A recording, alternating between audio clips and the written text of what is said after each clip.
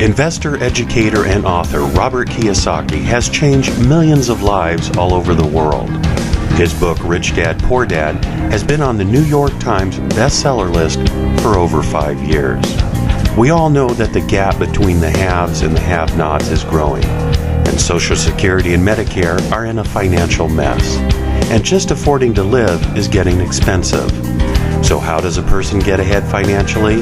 The answer is raising your financial IQ and having your money work for you. Here's Robert Kiyosaki with Rich Dad's Teach to Be Rich.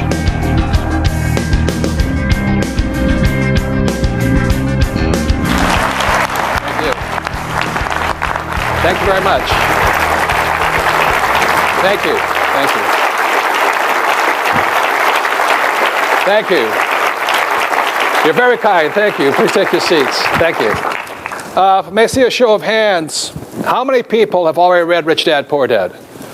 Good. Thank you. Has anybody not read it? Oh, good. There's still a few customers out there. I'm glad to see that. I'm not going to be talking so much about Rich Dad, Poor Dad today, but I'm going to be on this program. But I'll be talking about this book here. It's our latest product called Teach to Be Rich. And in my opinion, it's a whole new direction for Rich Dad and there. I'm glad to see that. Anyways, we're going into trying to do our best to solve what I consider to be a massive, massive financial problem, not only in America, but throughout the world here. And when you look at the globe here, my personal concern is this growing gap between the haves and have-nots. And all throughout the world, no matter where I go, there's always people who are rich in every country, but there's also the poor, and there's also those that are, struggling financially. So this product, Teach to Be Rich, is really designed to help solve, and there's many causes of the problem, but one way of solving that problem is through education. So that's what this Teach to Be Rich product is about. And if I could explain what's happening in our school systems, there's many types of education, like there's music education, health education, cooking education, stuff like this. But to be successful in today's complex world and getting more complex world, we need 3 types of basic education. And one of them is academic education, which is reading and writing and arithmetic. It's very important that you be able to read and write. The second type of education is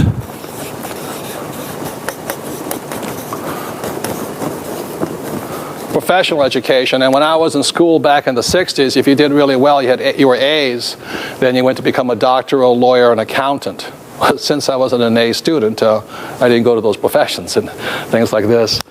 But and these two are very important. My poor dad was a man who really thought this was all you needed. He kept saying, go to school so you can get a high-paying job. And that's all my poor dad thought I needed. My rich dad, who was my best friend's father, he said if you wanted to be successful, you needed financial education. And unfortunately, as many of us know, our school systems teach us very little or anything about financial education. So I'm not saying that these are not important. I'm saying that today, just going to school, just to get a good, be able to read and write and have a job, is inadequate. What I'm saying today, in today's complex world, we all need financial education. So what this course or this program is about, and this Teach to Be Rich program is about financial education. It doesn't mean to negate any of this here. So if I could go into, I did graduate from high school and go on, and my professional education was, I learned to be a ship's officer. So I drove tankers for Standard Oil of California. And I also flew aircraft for the Marine Corps, U.S. Marine Corps. So I was a pilot in Vietnam. So I've had 2 professions. But I've never used any of them, very simply because my rich dad taught me this here. And the way my rich dad began, at the age of 9, began teaching me financial education was really simple. He just started playing the game of Monopoly. I remember as a kid, 9 years old, I'd go to my rich dad's office. I said, you going to teach me you're rich? He goes, sure. And he'd break out the Monopoly board game, and we'd sit there and play for hours. And he'd tick, tick, tick, tick, tick, tick, tick. How many people in this room have played Monopoly?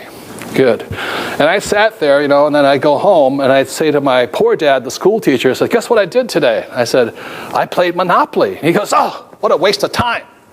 Put that silly game away and do your what? homework so you can get a good, safe, secure what? Job. So here, my dad's saying Monopoly was a waste of time, and my rich dad's saying this is a brilliant game. So I kept going back and forth, and that's why I'm schizophrenic today, because I don't know the difference. But the difference here is this: I keep playing this game of Monopoly, and then I go home, and my poor dad would say it's a waste of time. So one day I asked my rich dad, I'm only 9 years old, I said, why do you say this is so important? So he actually took me out, and he showed me, this is in Hawaii where I was growing up, he showed me what were the representations of his 4 green houses. He'd sit there like that. I said, what does this mean? He says, well, the formula for great wealth is found on the Monopoly game board. And most of us know the formula. 4 green houses, 1 red hotel. 4 green houses, 1 red hotel. So it started to dawn on me at the age of 9, my rich dad was playing Monopoly for real, and my poor dad, a school teacher, a PhD, thought it was a waste of time. So I was really quite confused. So then at the age of 9, it goes fast forward, at 19, I go to school in New York. I went to the U.S. Merchant Marine Academy in New York. I got a congressional appointment for that. So I come back from school in New York. I'm now 19 years old, and my rich dad has bought the big red hotel smack dab in the middle of Waikiki Beach. And suddenly I went, holy mackerel, he's done it. In 10 years, he went from a poor man to a rich man playing Monopoly. And meanwhile, I go back to my dad, and he's still saying, be sure you get good what? Grades, and get a good what? Job. And that's why the whole difference is spanned. So one of the reasons I was able to retire at a relatively early age of 47, and my wife was 37 when she retired, was not because of what we learned here. And again, I'm not saying this is important. I'm saying it was because this is also important today. So at the age of 47, I retired very simply playing Monopoly. And today, I still play Monopoly. I think it's a really fun game, So my concern, and the reason I created this Teach to Be Rich program is because, as I said, all across the world, there's a growing gap between the haves and have-nots. The good news is, people in China and India and things like that, many of them, their standards of living are coming up. But the poor are still poor. And that's not that healthy. So if I show you a diagram here, this here is the year 2000. And this is why I'm concerned. In my opinion, and many economists and other people would disagree with me, right now the U.S. looks like this. You have the rich, and you have the poor. Okay. And this is the U.S., but it's a worldwide problem. And in here, you have the great middle class. My concern is that by the year 2020, and it's just going to start in a few years, it's going to look like this.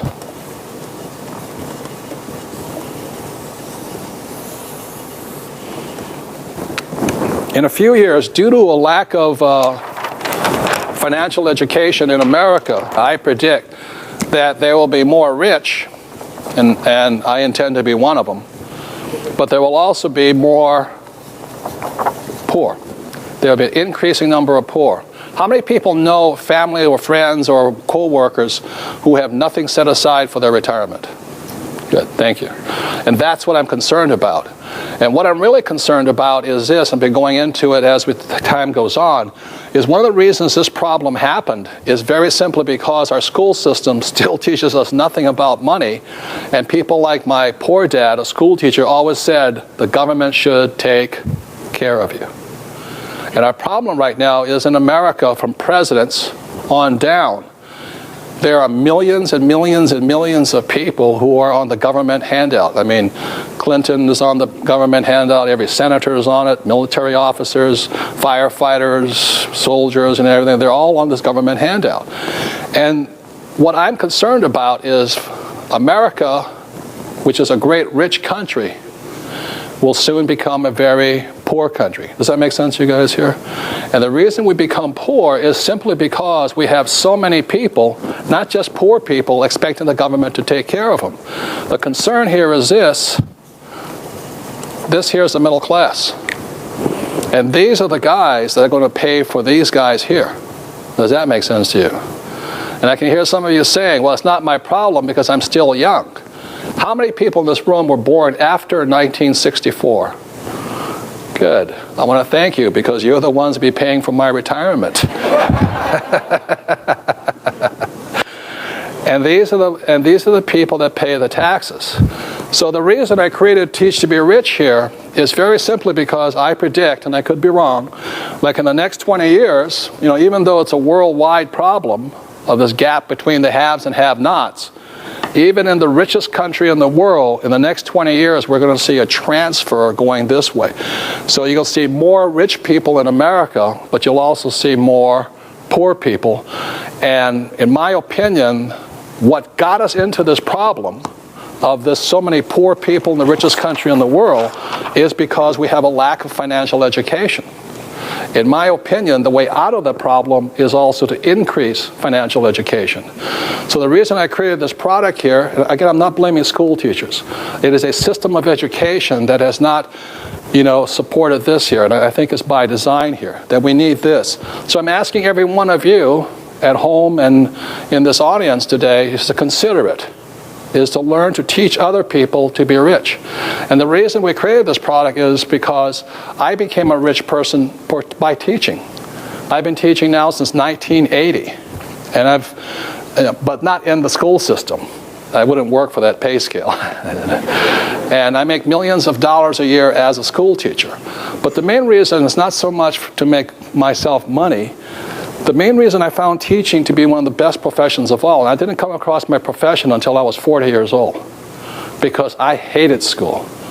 I found school the most boring, inhumane place. I didn't know I was stupid until I went to school. I said, what do you mean I'm stupid? So I would not create a product that is like the school system. For years I have practiced and learned how to make education more fun. How to make it more entertaining, how to make it more effective, how to make it so the person learns something rather than sits there bored, stiff, and falling asleep all the time. So that's what they created this product for, but in the positioning statement on this book it says, why teach to be rich? So regardless if you're a teacher or not a teacher, if you have a sincere desire to help solve this problem called growing poverty in America, but also desire to help yourself and help your family and your friends, because I suspect this is a very big problem. But the reason this Teach to Be Rich works is because the best way to learn is to teach what you want to learn. How many people ever found that out? That if you wanted to learn how to play golf, one way is to teach other people to play golf, except if it's your wife. You never do that. That's rule number one in golf. Don't teach your wife to play golf.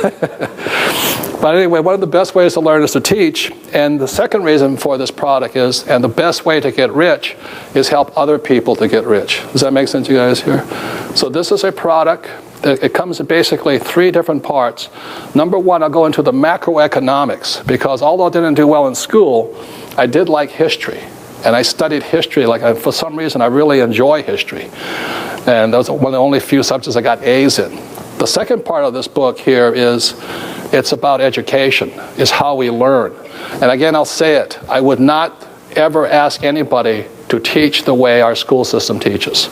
It is the most inhumane, boring way to learn. It only works for about 20% of the population. How many people are ever bored in school at times? How many people ever wondered, why am I studying this? Everyone does, how am I going to use this in the real world? Right? Well, this book sort of answers it. So this is a very practical book. So number one, it's about history, how we got into this problem. Number two is some of the lessons I learned after 25 years of teaching, how to make it more effective for more people, more fun. And number three in this program, you'll be meeting my real advisors, the people that really are the A students around me. It's like I said, one of the things I learned in school was the best way to get smart is sit next to the smartest girl in class, but the teachers always called that cheating, at test time. Like this. But in the real world, that's called cooperation, and stuff like this. So later in this program, you will be meeting some of my real advisors. And again, as the introduction said, your financial advisor may not want you to look at this program. And the reason they may not want you to look at this program is because in this program, you will learn that some of the best financial advice is bad financial advice. Like the advice of work hard. How many people are told to work hard? How many people are taught to save money? Good. For those of you who think saving money is interesting, stay tuned. You'll find that's one of the worst, most risky investments you can do. 3 is invest for the long term. Or get out of debt. How many people have heard get out of debt? Good. You'll find out the people that win are people who are debtors, and savers are losers. And the 4th thing is invest for the long term. How many people have heard that one? And how many people heard the word diversify, diversify? Good. In this program, you'll find out why that is very bad financial advice. But the only reason it's good financial advice is because most people don't have this. It's good financial for these people. Save money, work hard, get out of debt and all, but not for these people who have this here. So that's really what the program is about. My concern, again, is, like I said, right now in the year 2000, we have a strong middle class. The economy's booming. Housing prices are up and things like this, but it's going to start shifting here. And the main reason it's going to start shifting is if we can go to the plasma up here, there are 5 major macroeconomic events that are starting to happen right now that may cause America tremendous problems. Number 1 is cheap oil. America has boomed up to this point because oil was cheap. Number 2, funny money. What I mean by funny money is the US dollar, after 1971, became the reserve currency of the world. The U.S. government can print as much money as it likes and the world will take it. As long as the world will take it, we're okay. But the moment the world says we don't want this monopoly money anymore, it's toast. So there's a great book for those who have any questions on funny money. It's written by a friend of mine, Richard Duncan, and it's called The Dollar Crisis. And he goes into explaining why the U.S. dollar, how it got to be the most powerful single currency in all the world. We have never been here before, ladies and gentlemen. We have never been here where there was one currency that dominated the world. And the problem with it, the federal government is printing it faster than any of us could ever save it. And so that's why I say funny money is going to change and it'll only change if the rest of the world says we won't accept it. And already the petrodollar countries like who have oil are now thinking about not accepting the U.S. dollar. If that ever happens, we're toast. They'll start taking the euro and other currencies. If that happens, everything as we know it as its economy crashes, or at least changes. So that's why this book here, The Dollar Crisis by Richard Duncan, is a very important book to read. The 3rd reason why I'm predicting this is going to happen right over here is right now America has a very young labor force. The baby boomers, one of the biggest booms ever hit. It's worldwide. In America, there's approximately 75 million baby boomers. In 2008, which is only about 2 years away, the first baby boomer starts to retire. Number 4, China and Russia were communist back in the year 2000. Now they're capitalists. You have no idea what that means.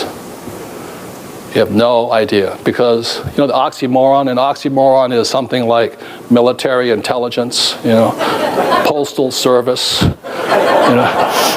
Well, the oxymoron is Chinese communist, because I grew up in Hawaii, and most of my friends who are Chinese, they are not communist. My Chinese friends are all capitalists. They're some of the smartest money guys I've ever met in the world. In fact, Hawaii is owned by the Chinese today. They're so smart. And now that they're coming on, in 2001, China was allowed to enter the WTO, the World Trade Organization, and they're coming on strong. Russia's coming on strong. Eastern Europe's coming on strong. What that means for all of us here is this idea of a safe, secure job with benefits, like the transit strikes and all that. It's toast. If you're thinking right now that you can keep getting a pay raise, think again. Because the guy that's competing for your job now lives in China, India, or Russia. That's the problem of the world right now. And the 5th point, America is rich. Up to 2000, we're the richest country in the world. Will we continue to be that? I don't know. There's a good possibility that we might become, right now we're the biggest debtor nation in the world, and the only reason we're the biggest debtor nation in the world is because funny money. So I'll just summarize right now is the main reason I created this book is because we're making the shift right now. And I am concerned not only for myself and my family and my friends, but I am concerned about you. I wish I could say this book would help everybody, but obviously it can't. Because some people, when it comes to money, will never change. My concern here is this, that the middle class will be decimated by higher taxes. For those of you born after 1964, there is a prediction that your Social Security taxes alone will go from approximately 15% to as high as 50% just to cover all the old guys with no savings or retirement here. So I created this book, Teach to Be Rich, so that you can teach yourself and possibly your friends and loved ones, and hopefully some of you can make it out of here and into this category here. And that's why this book was created. Thank you very much.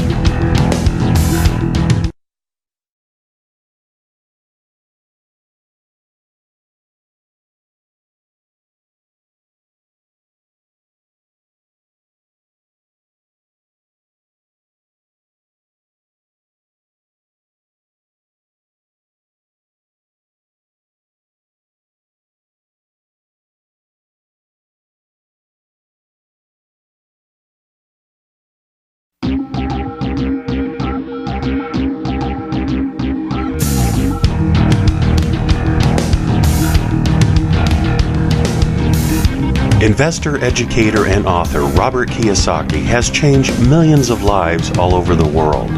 His book, Rich Dad, Poor Dad, has been on the New York Times bestseller list for over 5 years. We all know that the gap between the haves and the have-nots is growing, and Social Security and Medicare are in a financial mess, and just affording to live is getting expensive. So how does a person get ahead financially? The answer is raising your financial IQ and having your money work for you. Here's Robert Kiyosaki with Rich Dad's Teach to Be Rich.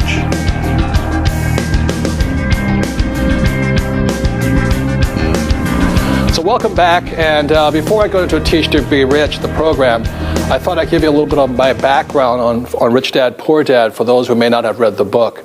For those who may not have read the book, because my name is Robert Kiyosaki, it sounds like Kawasaki. I wish it was Kawasaki.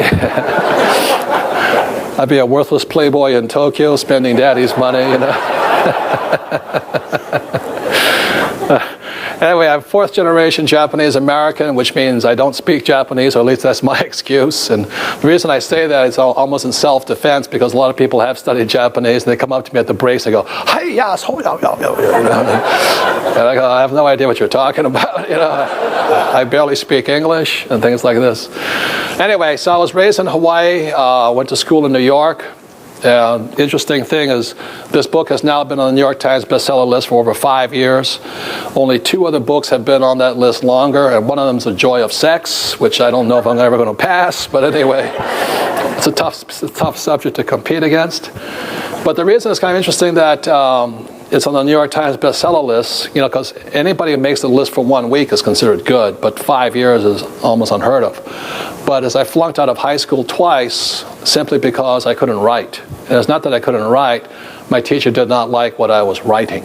And as I said also, my father was the head of education for the state of Hawaii, and to have the son of the superintendent of education flunking out of high school, you know, all the teachers were in the back, you know, laughing.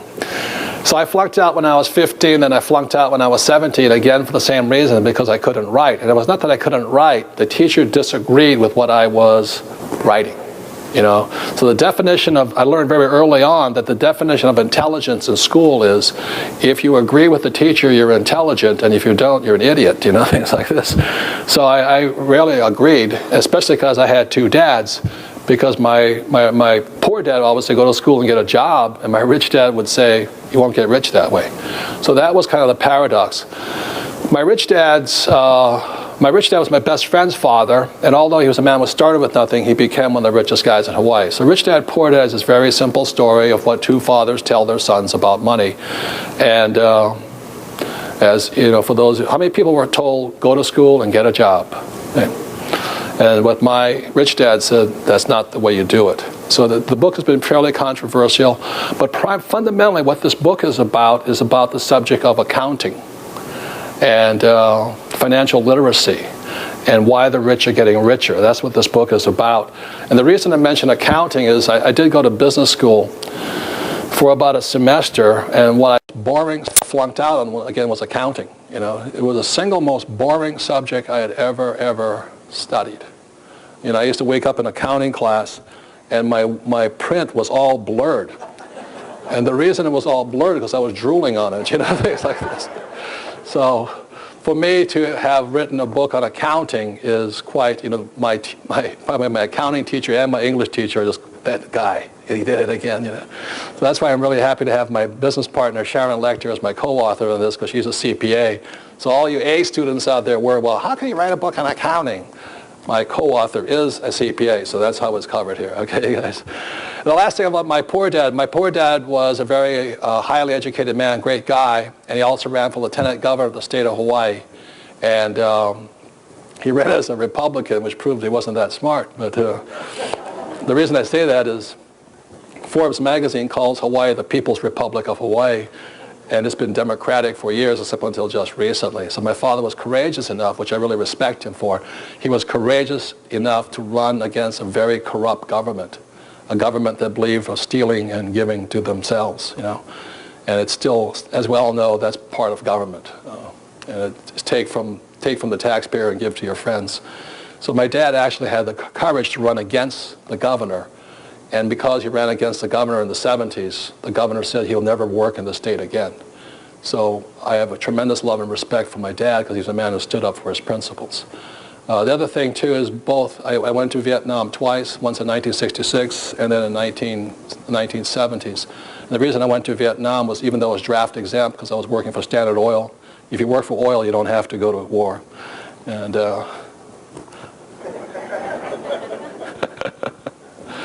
I think that's funny, personally, but anyway.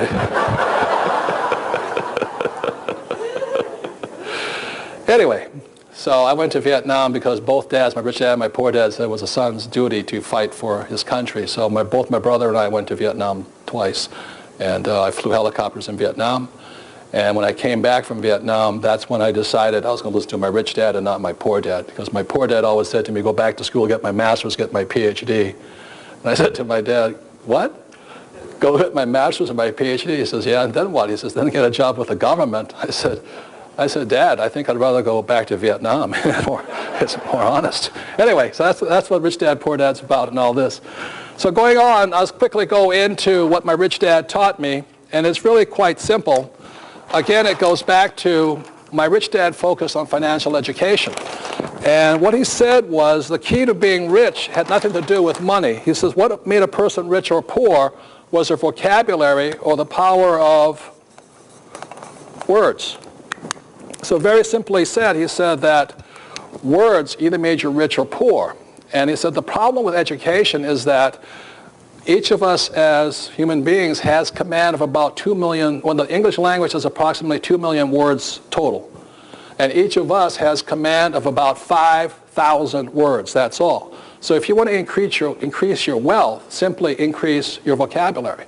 In other words, do you know the difference between ROI and IRR? There's very big differences. Or when your stockbroker says the earnings are up, or EBITDA, what does that mean? As I won't go into it, but EBITDA really, from my point of view, doesn't mean anything, but my stockbroker always throws it around like it's some big deal. It doesn't mean much to me, but you have to know what it means and doesn't mean. So vocabulary or words make you rich. So once again, I'll say it. When somebody says it takes money to make money, that is not accurate. It takes words or vocabulary. And like when I was in Sunday school, I heard, the words from Sunday school that the word becomes flesh. And that's how powerful words are. So my rich dad also forbade us from ever saying the word I can't. Like my rich dad always said, poor people always say I can't afford it. He says the reason poor people are poor is because they use their brain or vocabulary against them. He says you listen to poor people, they always say, I can't do that, or, I can't afford it. He says it's not that they can't, it's very simply they're not willing to. They're too lazy. I can't is a cop-out. So he forbade his son and I from ever using the words can't, and instead of using the words can't, he says, how can I? So like, how can I make $1 million? How can I become a billionaire? Not that I can't, or how can I afford my new Maserati or Lamborghini or a Porsche or house? Does that make sense to you guys here? So the most powerful piece of real estate or the best asset you have is actually your mind. And what fuels the mind are words. So going back to words and all this, this is an income statement and a balance sheet. This is the basis of accounting. And we'll go into why accounting is so important. This is also a financial statement. So a financial statement is made up of 3 distinct parts.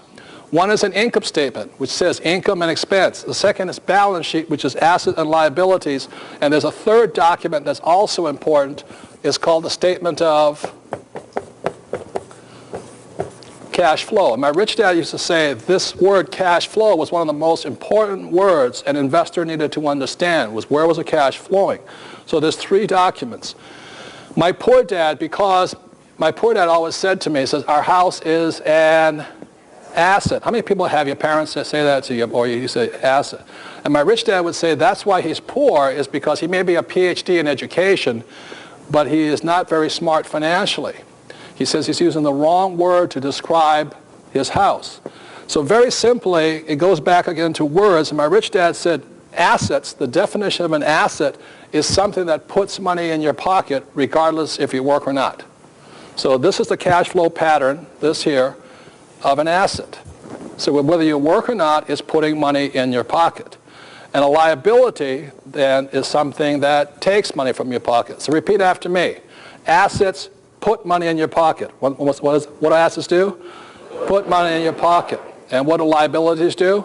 Take money from your pocket. So think about this right now as you sit here. As you're sitting here at this moment, and you at home think about this, how much money is going out of your pocket whether you work or not, and how much money is coming in if you work or not. And that's the test. Is money coming in or money going out? Most people, the reason they have to go to work is because money is going out, because they have so many liabilities they think are assets. And that is the big problem here. So very simply, I'm not saying don't buy a nice house and all this, but the reason the middle class is in trouble, they keep buying bigger houses, and then as the price of the real estate went up, they keep using their house as an ATM machine. You know, it's $100,000, they pull more money out, home equity loans, pay off credit card bills. And the world says that's really smart because you're now paying off your credit card bills with your house. I mean, that's moronic because all you're doing is increasing the liability. Does that make sense, you guys here? Hello, you say that? That's very important. So the reason my wife and I were able to retire early and my rich dad got richer was he very simply kept buying more houses and properties and businesses that put money in your pocket. So I ask you to think about this right now. How many things you have are assets? In other words, if you, and let's say you're married, your spouse stopped working, how many things keep putting money in your pocket? And if you stop working, how many things keep taking money in your pocket? That's what you know an asset or liability is. When I was in Singapore, I asked that question. I said, how many of you have good assets? And this woman raised her hand and said, I have an asset. I said, what is that? She said, it's my husband. He's a great asset, you know. Every month he makes lots of money. I said to her, I said, ma'am, I'm talking about a non-human inanimate object. And she says, that's my husband.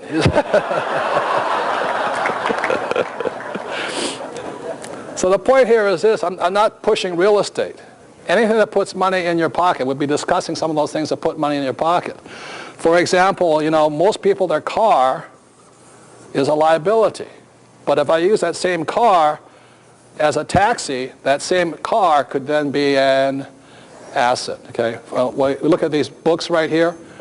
Is every month or every quarter, Warner Books sends me a royalty check because they're selling my product for me. So this here is an asset also. Does that make sense, you guys here? Because it's putting money in my pocket.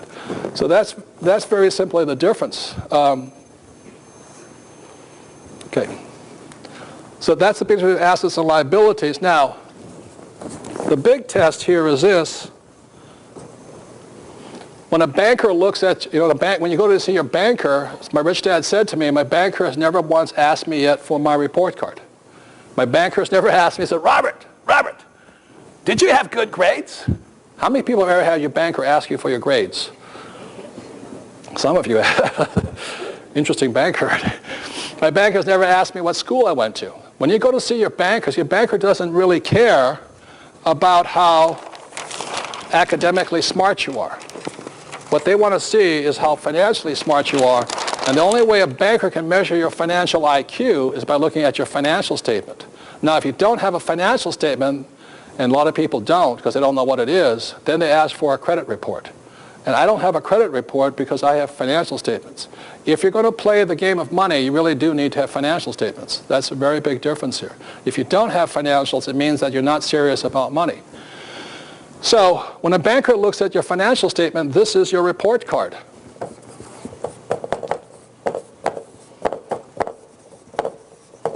As an adult. So a banker looks at it like this, and let's say they see here's a person A comes in, and the cash flow looks like this. I mean, money in, money out. The banker knows this person is a poor person. I'll say this again, it has nothing to do with money. It has to do with cash flow patterns. So I have a friend in Phoenix, he's a doctor, he makes about $400,000 a year. The trouble is he spends $400,000 a year. How many people know people like that? And he's really proud of it. He's a doctor. He says, but I have no debt. I rent, and I paid cash for everything. So he doesn't really have anything. He just goes out. He can't stop working, even though he makes $400,000 a year, because the cash is flowing out. So whether you're a poor person has nothing to do with how much money you earn. It has to do with how you spend your money, and that's the key. When you ask most bankers, they want to know how you manage your money, how you expense it. Poor people, very simply, spend money on poor things. And the middle class spends money on middle class things, like a nice house or a nice car. And what the rich spend in are investments or other companies and things like this. So it has very little to do with your income. It has to do with how you spend your money. So the next thing is this. The middle class, what they have is a big mortgage generally. And the word mortgage, again from the word mortgage comes from the French word mortier, which means death. So most people are in debt until they die. That's what it means here. And then they have the nice car, they're looking good, and they have huge credit card debt, home equity loans, student loans, and all this. So their cash flow, the cash flow pattern of the middle class looks like this. So the banker looks at this and says, this person's nice middle class, good credit rating, they'll pay off their debt, but they'll never be rich, so I won't lend them much money. Okay. And then the third pattern is somebody who is rich, and they may have, number one is a business, then they'll own real estate, and then there's paper assets, there's the stocks, bonds, and things like that. And for me, there's royalties. And this is the cash flow pattern of the rich here. So one of the difference between the rich, the poor, and middle class is very simply where the cash is flowing from. So those of you sitting at home right now, think about it this way. If a banker looked at your financial statement, looking at your cash flow, looking at your report card or your financial IQ, what's a banker going to say? Is this person poor, middle class, or rich? The reason I could retire early was very simply because I have assets putting money inside here. That's very simply it. I don't have mutual funds. I don't have a retirement plan. Got that? So I know this makes a lot of people crazy because many people think their house is an asset and it's a great investment. So I'd like to explain why I say that is not accurate for me personally, because most accountants would say your house is an asset and all of that stuff. But I think that's more easily explained when you look at the cash flow quadrant here. The quadrant is my other book, and the quadrant stands for E, S, B, and I, and E stands for employee, S stands for small business or self-employed, B stands for big business like Bill Gates, and I stands for investor. And what the quadrant is about the four different people that make up the world of business. When we go to school today, most people are going to school, go to school to get a job, and our school systems are programming our minds to be employees. Or if you're a really smart person, you go to school to become, a professional person, so as people say, something you can fall back on. So these are the doctors, lawyers, or restaurateurs, small business people, and all this. My rich dad programmed me or trained me to be a business owner like Gates or Oprah and things like this, and I stands for investor. One of the reasons so many accountants disagree with me here is because most accountants, what are they? E's, S's, B's, or I's? Most accountants are E's and S's. They're not professional investors. So what I say to people is this: as a professional investor, I must live and die by not my commissions or my fees or my brokerage deals. I must live and die by my cash flow. Every month the cash flow is coming in. It's not a lot of money, but several $100,000 a month comes in whether I work or not. That's because I'm an investor. So I'll say this: it's due to a higher standard. So most accountants disagree, but most accountants are over here, and most accountants are passive investors. Most accountants have 401ks with stocks, savings, bonds, and mutual funds. If you're going to listen to this program, I'm going to take everybody to a higher standard. I'm not saying you have to go there. I'm just saying it's a higher standard. So going back again into the words here, the two words that I think are very important to understand right now is the most important word I said is this word here, cash flow. And this is cash flow. This is cash flowing into my pocket every month. Like I said, several $100,000 every month whether I work or not. And my expenses are very, very low. Most of them just keeps coming in here. And the second type of reason, second reason people invest is for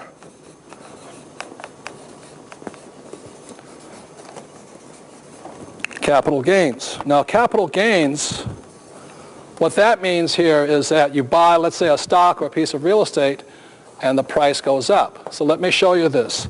This is cash flow, and this is capital gains. 90% of the investors invest for this here, hoping the price will go up, or capital gains.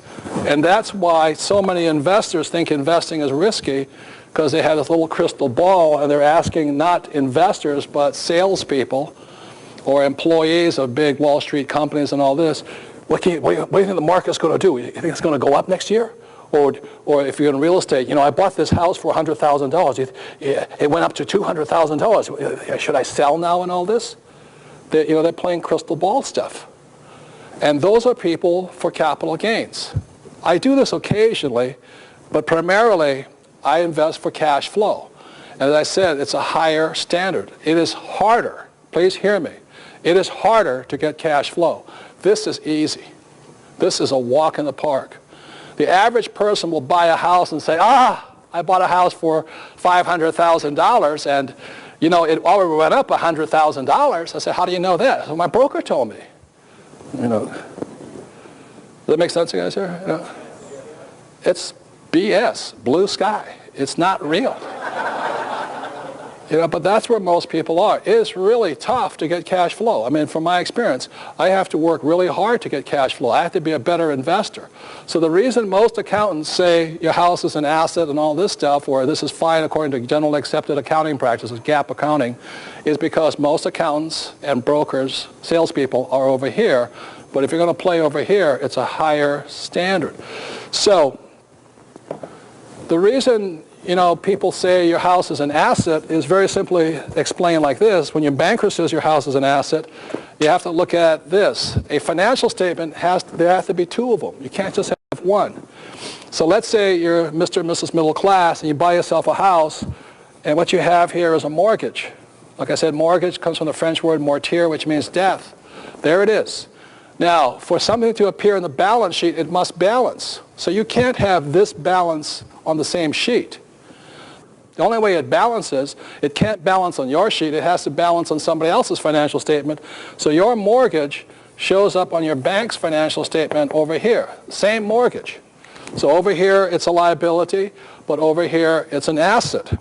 And so when your banker says to you, your house is an asset, your banker's not lying to you.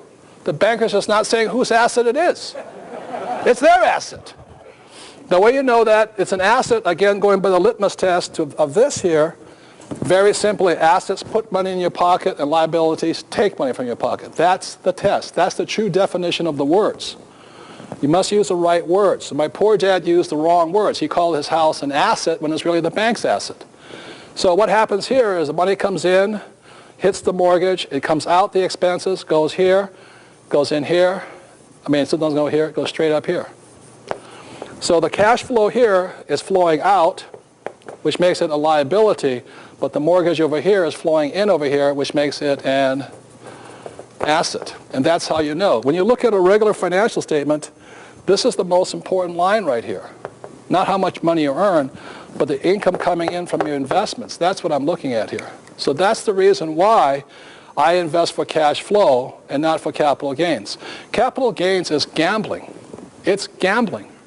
When somebody says, I better get in and start buying because prices are going up. I don't care if it's stocks, bonds, real estate, gold. It is the most stupid thing you can do is invest for capital gains. It is gambling. But that's what 99% of the people do because they've never been trained to be investors.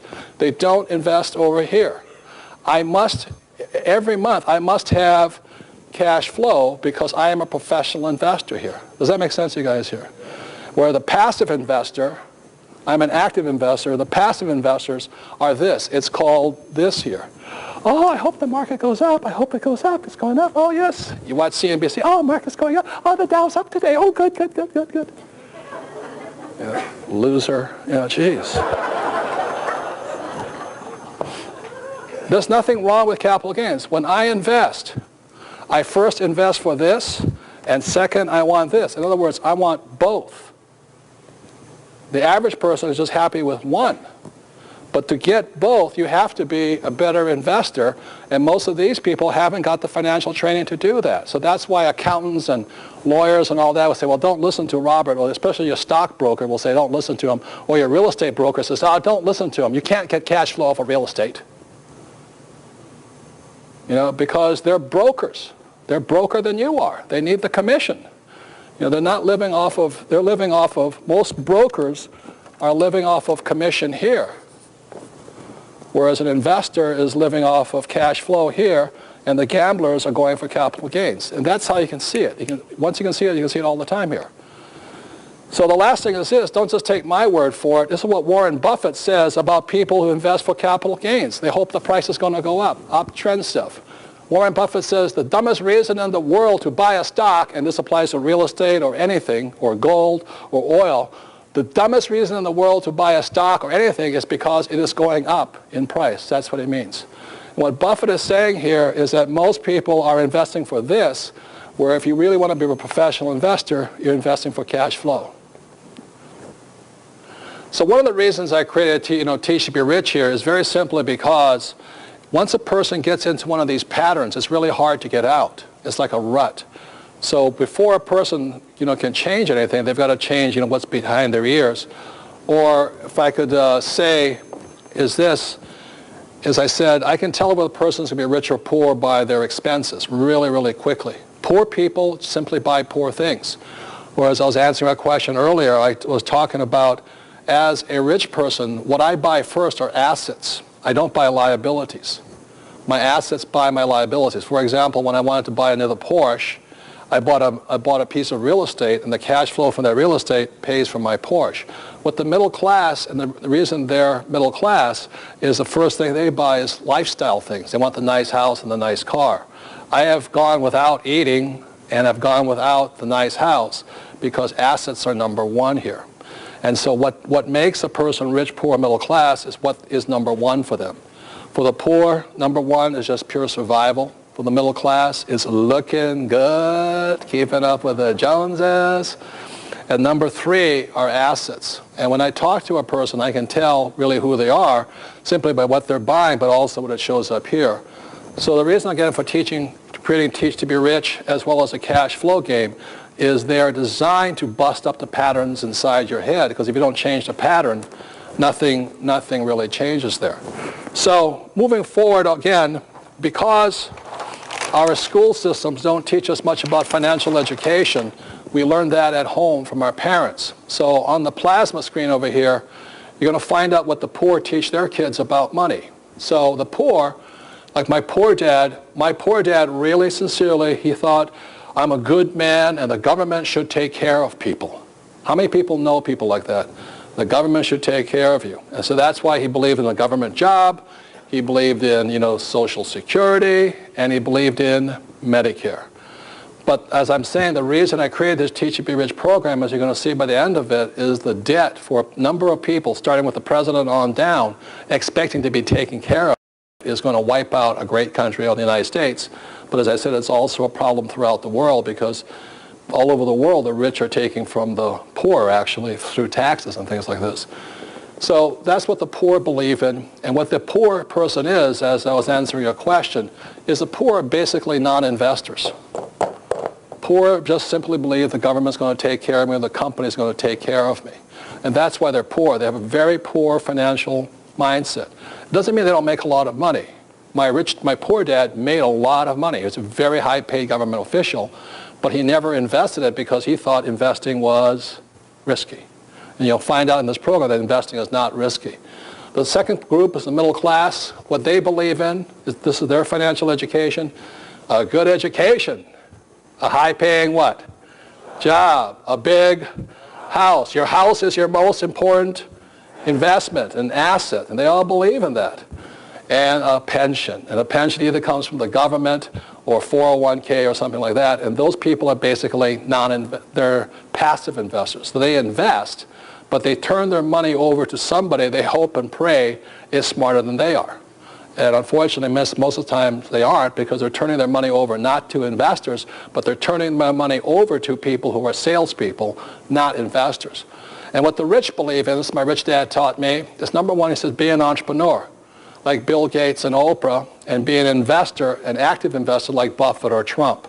So what Teach to Be Rich is about is for people who want to understand how to be entrepreneurs and how to be active investors, not passive investors. So that's what this program is really designed for. If you still want to put your money in a 401k and all that, this may not be the program for you. But stay tuned, because I think you'll find out that the 401k or those pensions or mutual funds or stocks or savings or bonds are the riskiest of all investments. And that's what happens to passive investors, where active investors want higher returns with less risk. So one of the problems with being a passive investor is that so many people come up to me and they go, I have $25,000. What should I do with it? And the first thing I say is, if I were you, I wouldn't tell anybody you have $25,000. Because if you don't know what to do with your $25,000, there's a lot of people that do, you know. And generally what they're going to do is tell them to put it in their pocket. And this is what this program is about here, is many times the people giving out financial advice are not rich people, but salespeople. This is what Warren Buffett has to say about financial advisors. And this is on Warren Buffett says, Wall Street is the only place that people ride to in a Rolls Royce to get advice from those who take the subway. And that is my experiences. So as this program rolls on, you'll be hearing that the idea of work hard, save money, get out of debt, invest for the long term, and diversify is really bad financial advice, highly risky financial advice. So that's why at the start of this program I said, be careful, because your financial advisor is going to say, don't watch this program, because this is the advice they give. My rich dad said this. He says the reason they're called brokers, like stock brokers, real estate brokers, insurance brokers, is because they're broker than you are, And they have to live on their commissions and things like this. There's nothing right or wrong with it, because I still use brokers. The problem is most people do not know, because they're passive investors, because there's no financial education, they don't know a good investment from a what? Bad investment. They don't know a risky investment from a safe investment. They don't know a good advisor from a bad advisor. And that's what this program is about. It is designed not to sell you any investments, but hopefully to improve your financial intelligence, your financial IQ, to make you a better investor and make better investment decisions. Thank you very much.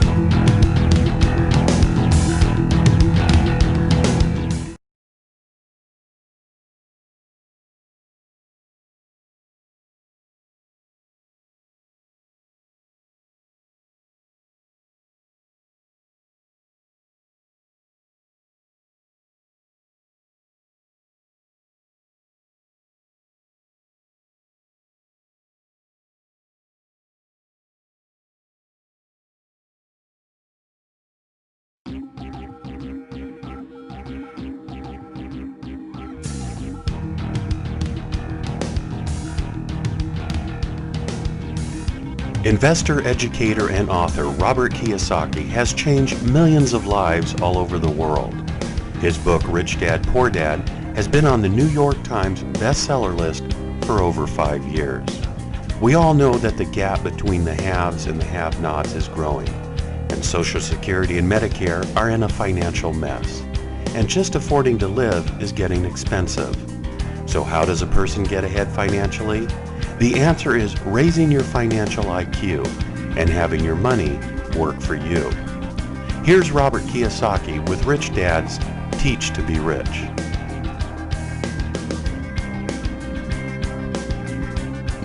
So welcome back, and I'm going to be moving into now a little bit of history, but also why the world is changing so much. So a very important year is 1974. And the reason 1974 is important is, according to my opinion, it was a shift when America and the world shifted from socialism to capitalism.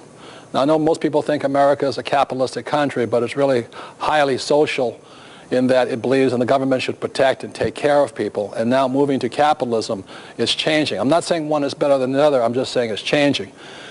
But 1974 was the year I came back. I got out of the Marine Corps after 5 years as a pilot in the Marine Corps. And I went to my dad. And as I said before, I asked him, what should I do with the rest of my life? And my dad said, go back to school, get your master's, get your PhD, and get a job with the government. And I went, oh my God. So at that point, I went to Waikiki to see my rich dad, and I said, what should I recommend? But the saddest thing about 1974 when I talked to my poor dad was very simply, my poor dad in 1974 was saying, go back to school with my PhD so I could get a safe, secure job. And my dad was unemployed. He was about, 1974, he was about 50 years old. And the reason he was unemployed, like I said before, he ran for lieutenant governor against his boss, the governor. And the governor said to my dad, you will never work in this state again. In other words, you will never get a job here. So here's my dad. He did all the right things except stand up for his conscience and run against a corrupt government. And at that point, he never got a job again. So that's why at that point I knew I'd better listen to my rich dad. And I went to see my rich dad, and I went to see him, and I said, I want to follow in your footsteps, not my poor dad's footsteps, and I want to be an entrepreneur and an investor. In other words, I didn't want to go over here with my PhD. I just wanted to come over here. So he said, I said, I'll be an entrepreneur. And the first thing he said to me, he says, if you're going to be rich, you're going to be an entrepreneur, you must learn how to sell. And that was my first real awakening to the real world. He says, if you can't sell, you'll never be an entrepreneur. He says, that's what entrepreneurs are doing all the time. And I had this really negative block because my family, being school teachers, thought that salesmen were the scum of the earth. I had to go against my family's biases about salespeople, and I got a job with Xerox, and for 2 years I was the worst salesman Xerox had, and then 4 years later I was #1 in sales and things like this, so I learned that. But that's why 1974 was so important to me, but even on the world scheme, 1974 was important because that was the introduction of a thing called ERISA, and ERISA stands for Employee Retirement Income Security Act, which led to, back a few years later, to a thing we now know as a 401k. This came out about 1980, so 74 to transition to that. And I think the primary reason I do this Teach to Be Rich and all this stuff, and I created the Rich Dad Company, is because of this act over here. It is one of the biggest changes that we have had in the world today, but very few people have taken notice of it. Because the 401k is a very significant little investment type of vehicle. The reason the 401k is so important is because it is probably the riskiest of all investment vehicles. You know, your banker won't lend you money for it. You can't get insurance on it.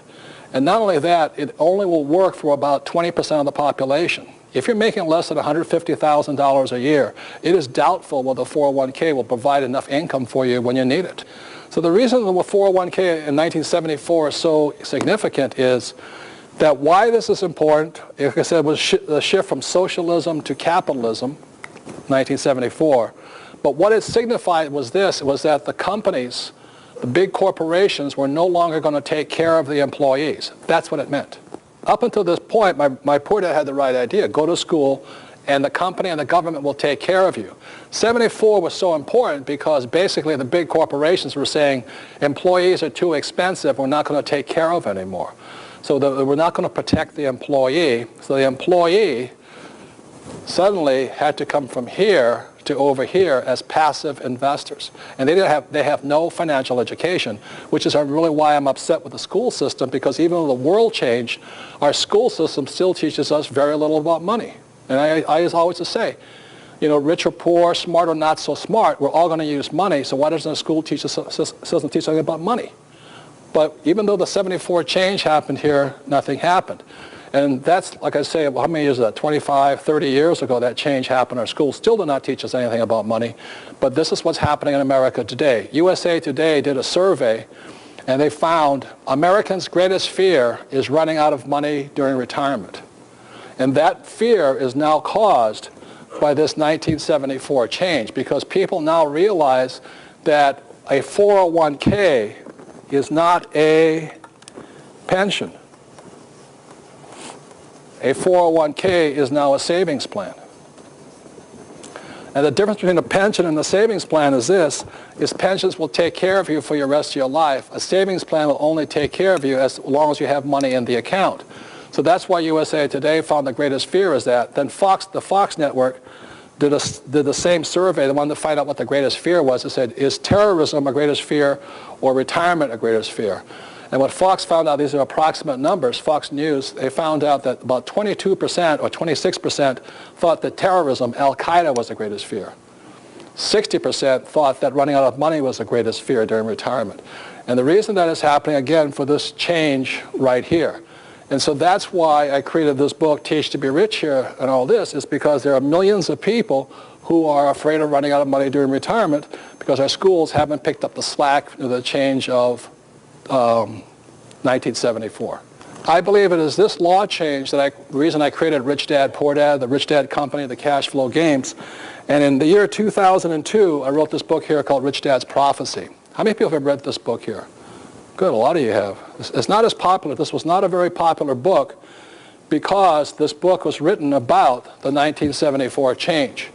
And all of my predictions in this book, many Wall Street companies came after me. Many magazines came after me. They absolutely trashed this book. They called me a quack. I didn't know what I was talking about. But it is, I think, not the most popular book, but the single most important book for many people. So, again, this was 2002. And then in 2005, 3 years later, the New York Times says the same thing that prophecy says. Exactly the same thing. So this is 2002, this is 2005, and it says here, we regret to inform you that you no longer have a pension. That basically what they're saying is that these people after 1974, pension plans became one of the biggest sources of funds for the rich. They just take money out of it, and the middle class and the people who put money in there don't get anything inside of it. So this is the New York Times, October 30th, 2005. Then October 31st, 2005, Time magazine said the same thing. It says, the great retirement ripoff. Again, saying the same thing my book in prophecy said 3 years earlier. And it says here, millions of Americans who think they will retire with benefits are in for a nasty surprise. How corporations are picking people's pockets with the help of Congress. That's what these articles are about here. So they say the same thing prophecy says here. This is 2005, this is 2002. So that's why I created this product here, Teach to be Rich, and my cash flow games, is because of this right here. Because what has happened in the world is so many people then, because of 1974, were forced to become passive investors. And I'd like to show you on the screen what the difference between a passive investor is and an active investor. So number one, a passive investor, one, they have no control. And this whole talk is about control. The next segment I'll go into what control really is. Next is higher risk. They invest in the highest of risk investments. The highest risk investments are savings, stocks, bonds, mutual funds. They're the riskiest of all investments, but most people think they're safe for some reason. And you'll find out today that they're the riskiest. Number three, the banker will not lend you money for your 401k or mutual funds. If your banker doesn't trust them, why should you? That's the test. Don't believe my word, ask the banker. Number four, insurance agents will not insure your 401k against losses. As a real estate investor, I'm not pushing real estate, I had one of my buildings burned. Thank God nobody was hurt, but the insurance company replaced it and replaced my rent and all this. I never invest without insurance, but millions of people, due to that 1974 change, moved over here as passive investors. They have no insurance, and they're putting their money into investments a banker would not touch. Number 4 or 5, higher taxes. The 401k is one of the least tax efficient of all investment vehicles. 401ks only work if you're planning on being poor when you retire. The reason I don't have a 401k is I plan on being rich when I retire. Because when I put money into my 401k, when I retire, let's say at age 65, when I pull the money out, it comes pulling out as ordinary income. If I have a lot of money, ordinary income is one of the most highest taxed of all incomes there is.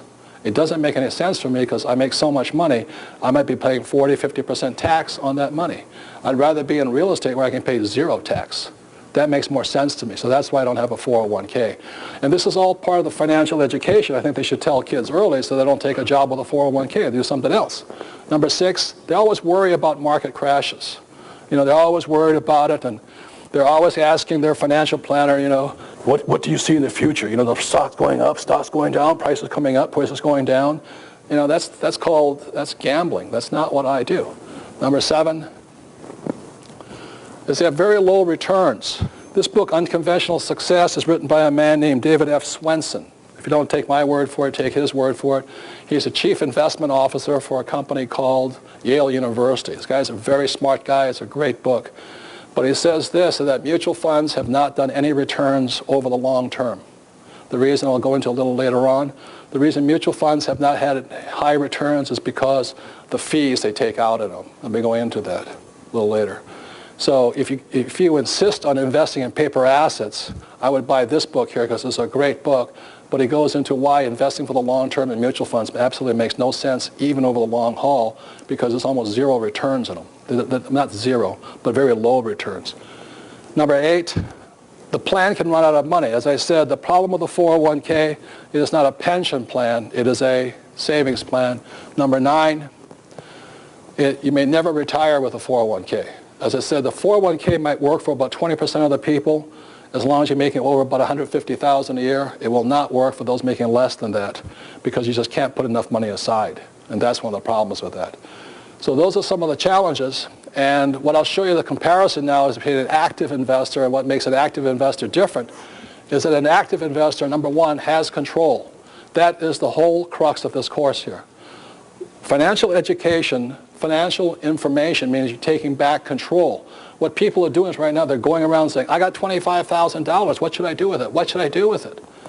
You know, they don't have any control. Number 2, they're a lower risk. And I'll go into why the risks are lower if you're a passive investor. Number 3, I use my bank's money, OPM. One of the ways you get rich faster is don't use your money, use somebody else's. Number 4, I use insurance. I don't invest without insurance. I have to have some kind of escape valve in there in case I'm wrong. Number 5, I may pay 0 taxes. One of the reasons I love real estate is I got the biggest tax breaks, and it's fabulous. I mean, I can make millions of dollars and pay 0 in taxes, or at least defer. Number 6, I welcome market crashes. Most people are afraid of market crashes. Like, I can't wait for the next market crash because that's when I'm going to buy again. The passive investor lives in fear of crashes.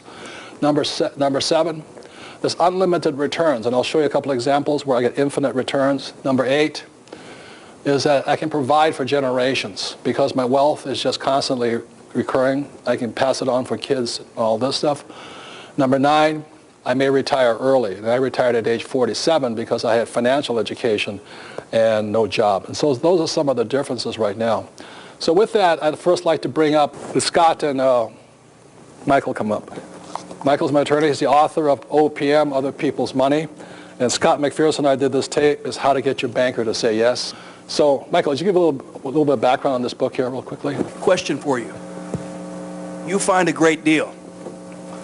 In order to get into that deal, you need $1 million. You don't have $1 million. What are you going to do? Do you walk away from the deal? The answer is a resounding no. You use other people's money. There are lots of different forms of other people's money. Scott will talk about some of them. There are different requirements for the different forms of other people's money. Some of them, different types of other people's money will be more applicable to different types of deals. This book is about that. Now, when you bring in other people's money, do you necessarily have to give away the store? There will be a cost. Okay? Again, the answer is a resounding no. Okay. Okay? So the point here is this, is one of the skills I had to learn as a young man was how to raise capital. It became one of the most important skills. So many times people say to me, well, I can't afford it. They find these great deals, but they go, I can't afford it. Rather than say, how can I raise the money? So one of the things that makes the rich richer is I don't use my own money, I use other people's money. What my rich dad said to me, he says that only lazy people use their own money. So when somebody says, well, when do you use your own money? The only time I use my own money is when the deal is so good, I don't want anybody else in it. When the deal is shaky, I use other people's money. That's generally the rule of thumb there. Now, right? nobody is saying that money is going to magically appear. But we will tell you that if it is a good deal, you can always find the money. Even if it's a bad deal, sometimes you can find money. So, this is true. Yeah, thank you. And so Scott McPherson is my banker. Anytime I have any questions on how to raise money or on especially real estate, I mean, this is my man. He is my banker, and he and I did this CD audio program is how to get your banker to say yes. But before you go talk to the audience here is, as a banker, do you lend money for mutual funds? I do not. Why not? The primary reason, and you hit it on your screen just a second ago, is lack of control and too speculative and too much of a risk. And if I could, Robert, for just a second, Sure, I'd like to show you an interesting scenario. In this particular case, it doesn't matter if it's a single-family home or an income-producing property, where we place a loan on the asset, we may loan 80, 90, 70%, maybe 100% of the value of that asset. Because it's a tangible asset, it makes sense, there's income and cash flow. For example, let's just say I'm the bank at that point. However, if you were to go buy my stock and I'm the bank, and you were trying to borrow money to buy that stock, you may be able to get 50% maybe on a margin account to buy the stock of the bank that just loaned 80 or 90 or 100% on that single family home or whatever the asset was. So the difference is, in my mind, is you have something that has cash flow and control and a manageable risk that you can wrap your hands around going back to my stock, which I'm the one who loaned the money over here, but if you were to buy my stock, now you lose control, much higher risk because I'm making good or bad decisions, who knows, and the best you can do is probably borrow 50% of the value of that stock at best. So, no. Okay, now let's say that Scott's only willing to lend up to 75% of the value. Are you out of the deal? No. You bring in a different type of other people's money. You bring in co-venturers, partners. You put up part of the money, they put up part of the money, you make some other contribution. Let's say you tie up the deal. You have an intangible right to purchase this asset. You think in terms of forming a business. Your contribution is that intangible right, and perhaps part of the money. Okay, so Scott, let me ask you this question. As a banker, Michael's an attorney, Scott's a banker. Do you want to lend money? I want to lend money because, as we saw earlier, when I loan money, that's an asset to my bank. I also want to help you do what you want to do, but you have to help me get to that level and get me comfortable that you're able to borrow that money and pay me back, because that's really what I want. But I don't make a dime unless I make a loan to you. So I do want to loan money to you. Right, and so many people are afraid to come and talk to you, right? Absolutely, right. Absolutely. So what Scott covers in this, how to get your banker to say yes, is how to prepare to see your banker. Because a banker's job is to say yes, because you don't make any money if you say no. No. Okay. So let's have a hand for this gentleman. Thank you very much here.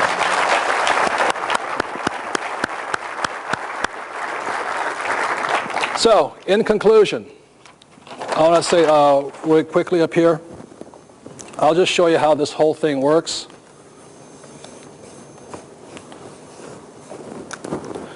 If you're playing the game of Monopoly, this is what a banker does. This is Monopoly. You buy one greenhouse, it's putting cash flow.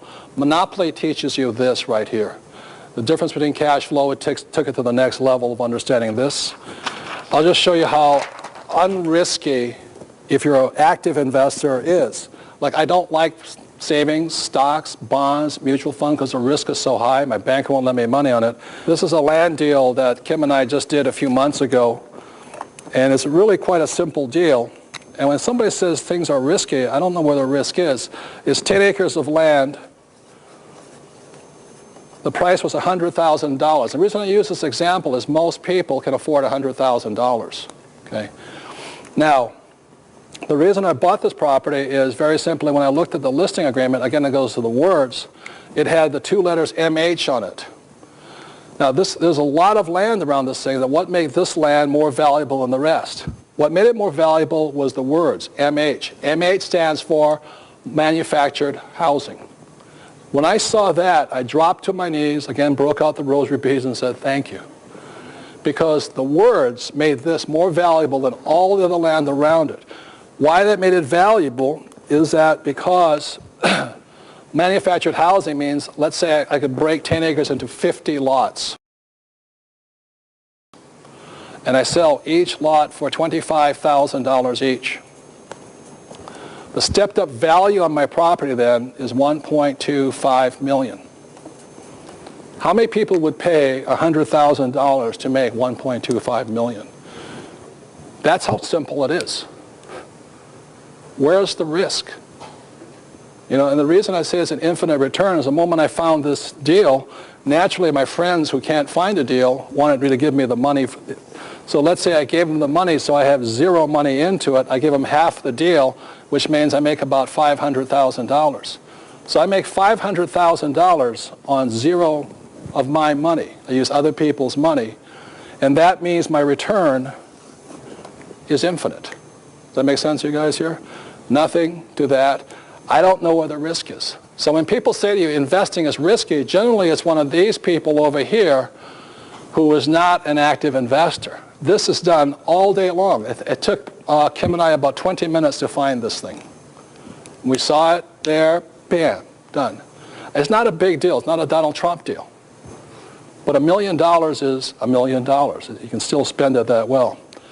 And the last thing, more real life examples, is this my wife Kim did, is that she found a piece of property not far from our house. I think Scott helped finance this one. It's a commercial building, and it was so undervalued that they wanted $8 million for it. Because it was undervalued, we borrowed 100% of the money. And the reason we borrowed it was very simply because every month this property put $30,000 a month cash flow in our pocket. Again, this is not a big deal, but $30,000 a month, you can live on that much. You know, it's not that bad.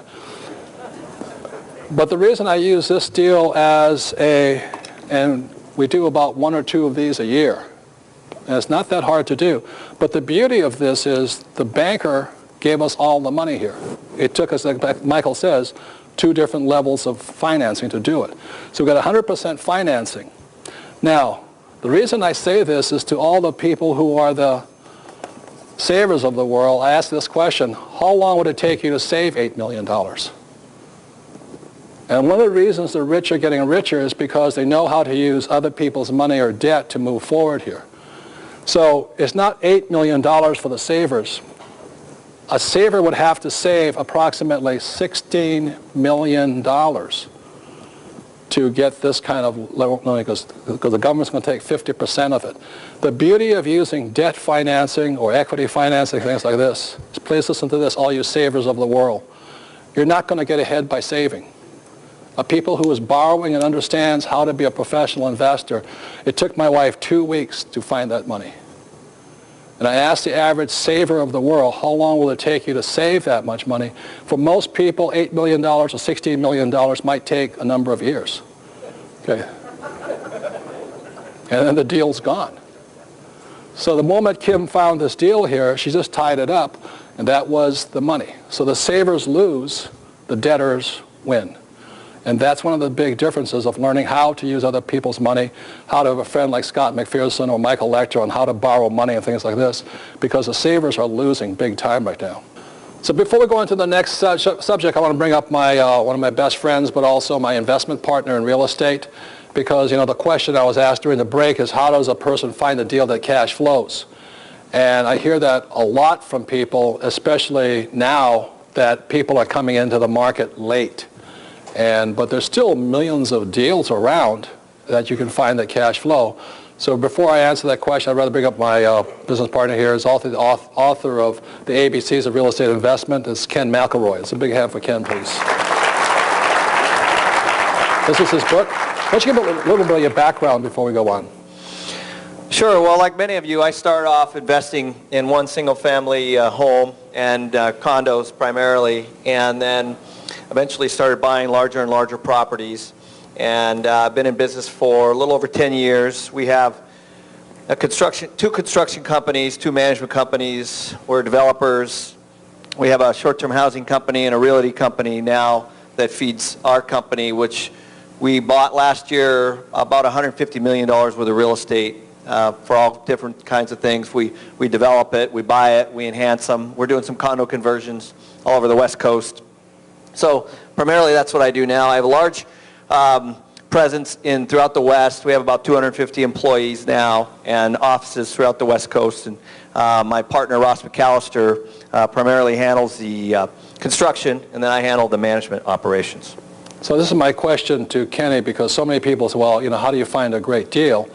And the reason is that there's a difference between a passive investor and an active investor.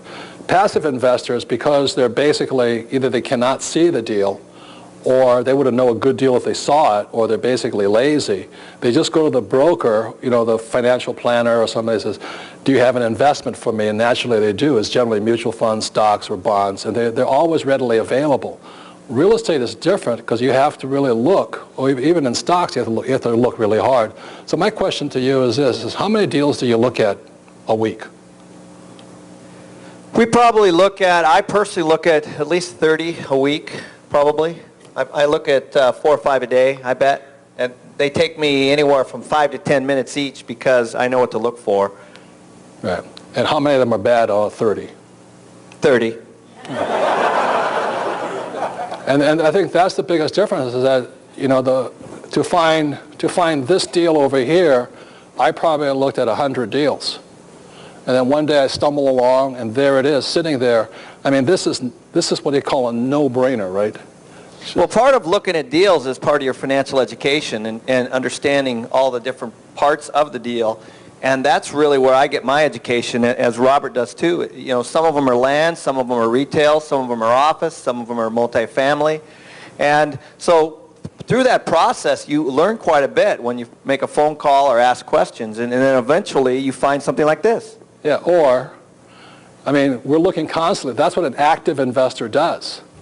A passive investor just buys that junk that guy has to sell you. And most of the stuff is being sold by those financial planners. In my opinion, those mutual funds are junk. They will not make you money. They cost you money. That's why I'm not saying it's right or wrong, you guys. But I said, if you're going to be an active investor or a passive investor, you really need to make that decision. And active means you're constantly looking at deals, constantly analyzing them. It's 24/7. You're still running numbers in your head when you go to sleep, right? Well, the great part about it is no matter where I am, even when I'm on vacation, I'm looking at deals, no matter what city I'm in, and it's a blast. Yeah. And then I spent a lot of time in Australia, and I'm always looking. And no matter where I am throughout the world, China, Singapore, Canada, Europe, South America, Africa, they always say something. They always say, well, you can't do that here. No matter where I go, you can't do that here. And the reason they can't do it is because they're passive investors. They haven't trained their brain to see. No matter where I go, I'll find a deal that I can, make it, improve it, work it, or do something like that. And that's the difference between an active and a passive investor. Anything else you want to say? Well, yeah, that's exactly why I wrote this book, because as you'll see later on, that the fundamentals are really the same everywhere. All over the world. All over the world, they're the same. Income minus expenses minus debt is cash flow. It's the same no matter if you're in Hong Kong or you're in Phoenix, Arizona. It doesn't matter. And that's why I wrote this book, because it walks you through that process.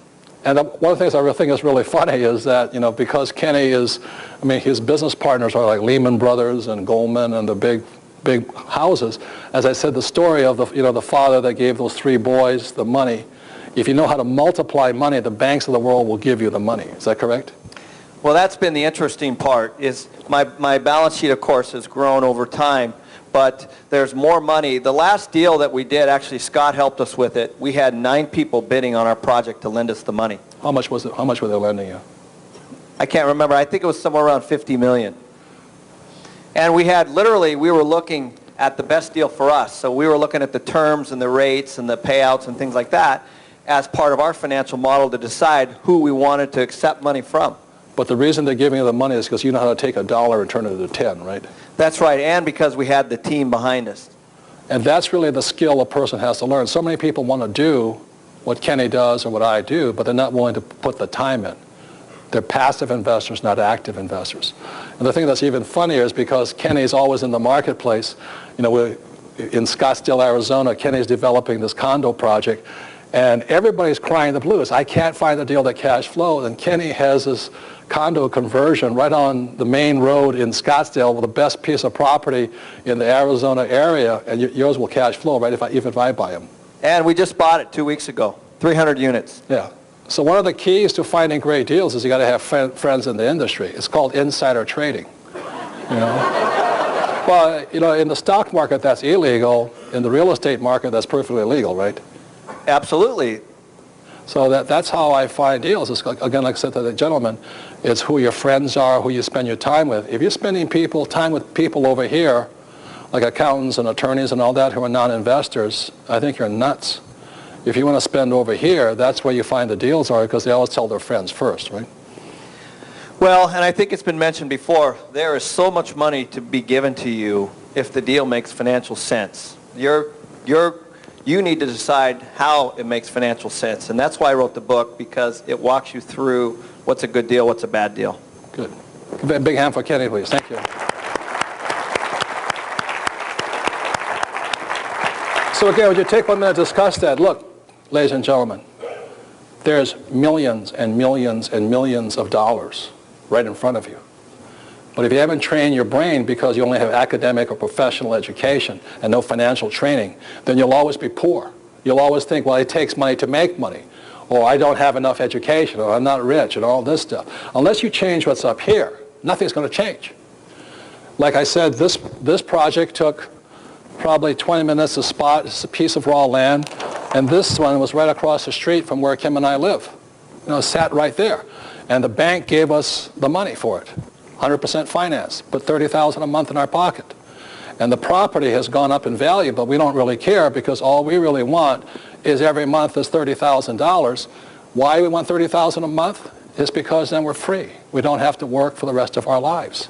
But we can do this time and time again. But we're active investors, not passive investors. You guys got that? You got to pay your dues. Put in your homework. Or you can be lazy like most people and say, well, how come you can't tell me about that deal? If I find a great deal, I'm not going to tell you. I'm going to buy it myself. Right? I mean, you should do the same thing. So please discuss that. You have to do the homework. Got that?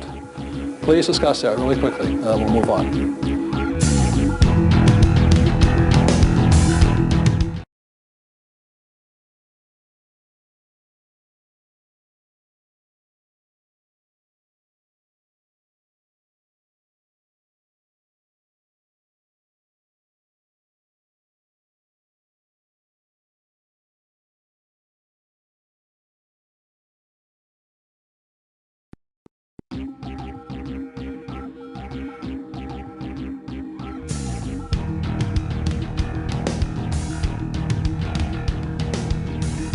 Investor, educator, and author Robert Kiyosaki has changed millions of lives all over the world.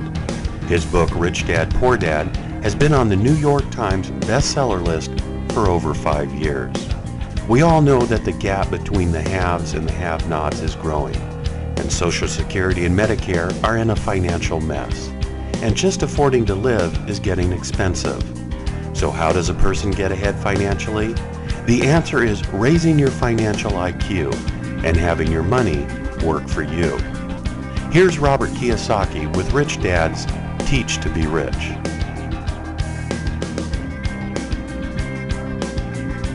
Okay, moving on. How many people have ever heard these words? Repeat after me.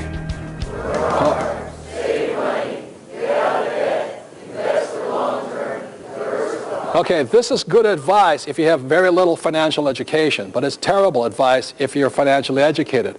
So let me explain how I came up, where I heard this is that I was watching this very popular morning program that goes all the way across the U.S., and they have the very good-looking couple, you know, the host and hostess, and they're saying, okay, it's the start of the year, and this time we're going to have the financial expert of planet Earth come in and give us financial advice for the new year. So, welcome, so-and-so, financial advisor, and everybody's going to hand all this, you know. So this guy pops out, and this is 1999, and he goes, okay, ladies and gentlemen, my financial advice for the new year is work hard. Save money, get out of debt, invest for long term, diversify. And the young host and hostess go, oh, that's such brilliant advice, big hand, big hand, big hand, big hand. So the next year they invite him back again, and again Freddie Financial comes popping back up there and says, what's your advice for the new year? And he says, I advise people to work hard.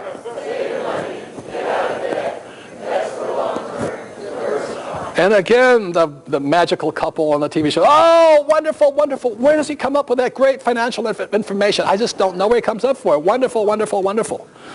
Then after the year 2000, the market started to crash. Remember that? It started to go down. And so they invite Freddie Financial back on again. They say, and welcome for the new year. He's going to give us the advice of how to handle this tough financial situation. And so Freddie Financial comes out, and one more time he says, my advice for this year is, work hard, save money, get out of debt, invest for long term, diversify. And did this stop the market crash? No, the market kept going. And between the year 2000 and 2003, the people that followed this advice, millions of them, many people with 401ks, lost an estimated $7 to $9 trillion worth of their savings. They got wiped out. That same period, Wall Street paid the highest bonuses ever to their people. To me, that's unconscionable. But the reason it's unconscionable here is most people think that this is investment advice, and what you'll find is primarily a sales pitch. It is not good investment advice. Now, I'm not saying don't follow it. I'm saying if you want to be rich, this is bad financial advice. And what I'll be going into is why I say it's bad financial advice.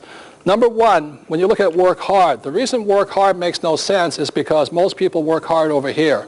The reason you don't want to work hard here is because the more you work for money, the tax laws are written against anybody who works for money.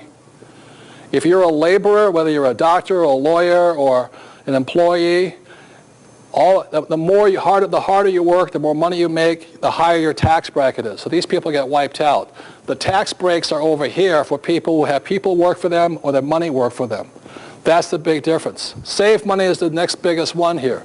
The reason save money is really, really bad advice is very simply because the world changed in the world time 1971. In 1971, there was a man named President Nixon who took office. And what happened in 1971 was Nixon turned our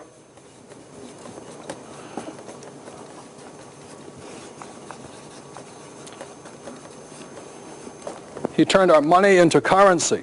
So after 1971, we're no longer saving money.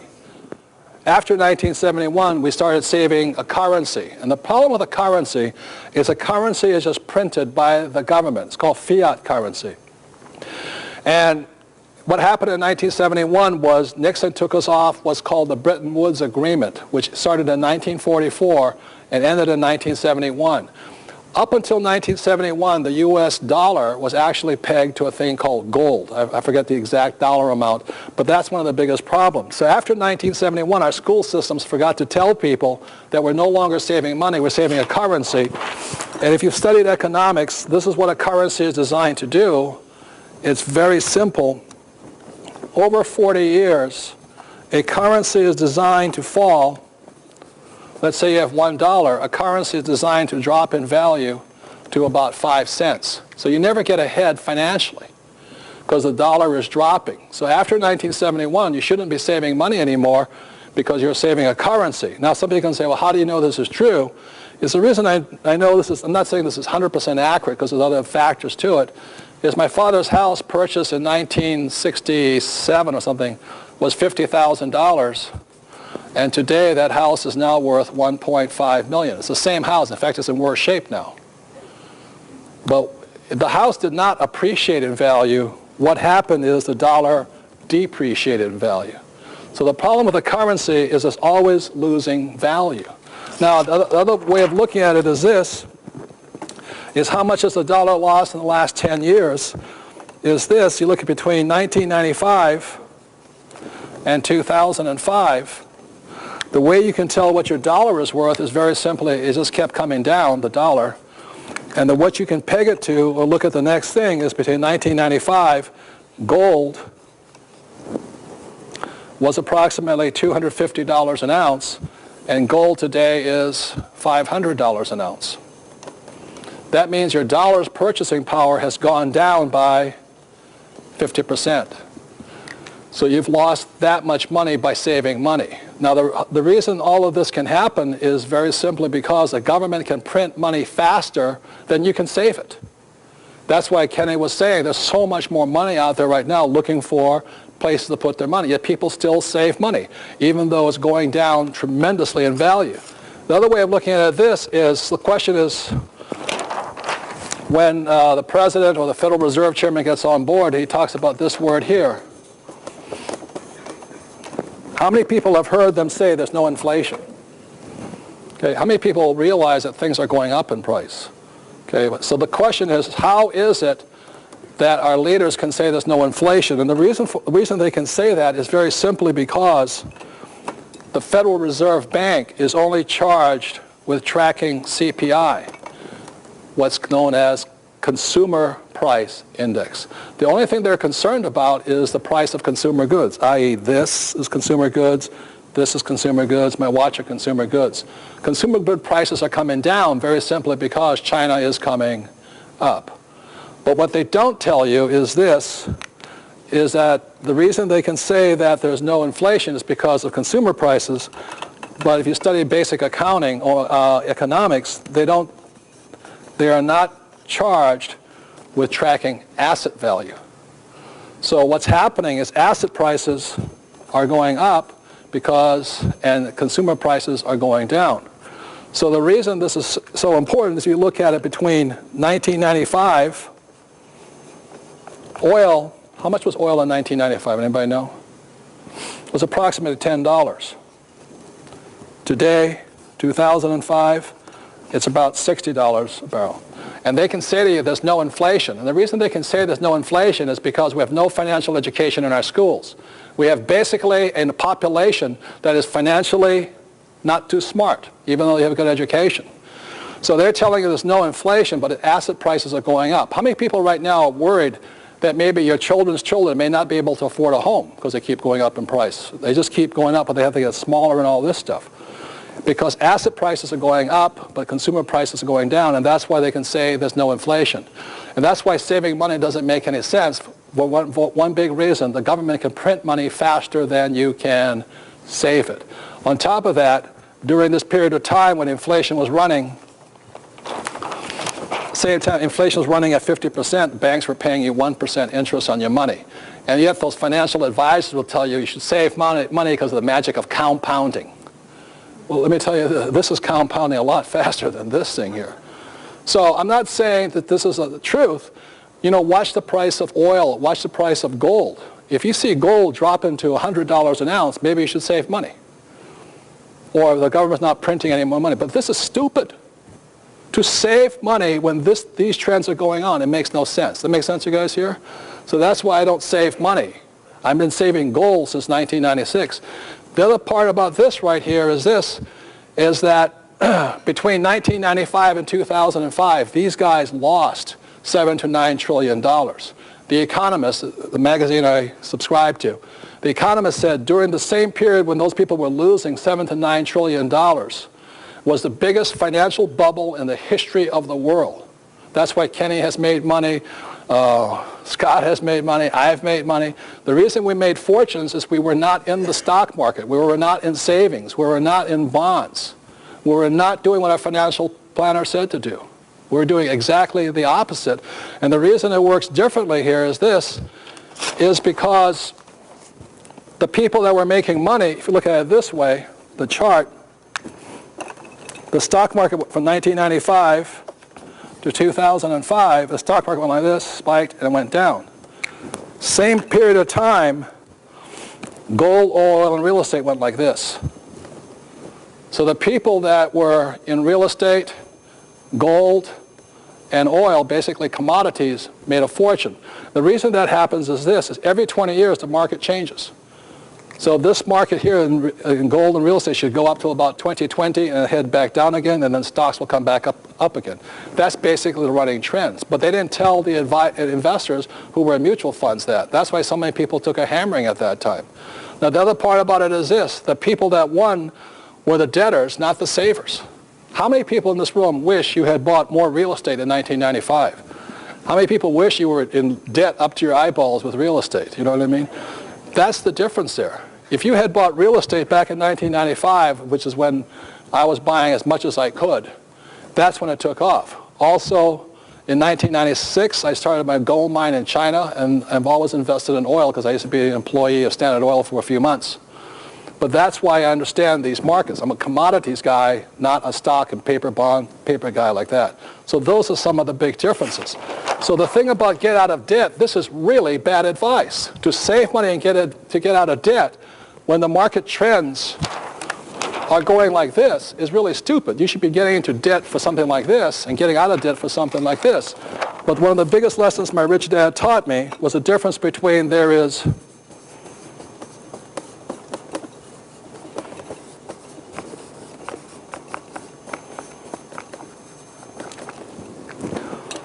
good debt versus what? Hello, good debt versus what? Bad debt. Very simple as this. Good debt makes you rich. Bad debt makes you poor. And as I said earlier, the reason that most people in the middle class and the poor are struggling is what they spend their money on, is they're spending money on things that are in bad debt, things that are consumer items, not asset items.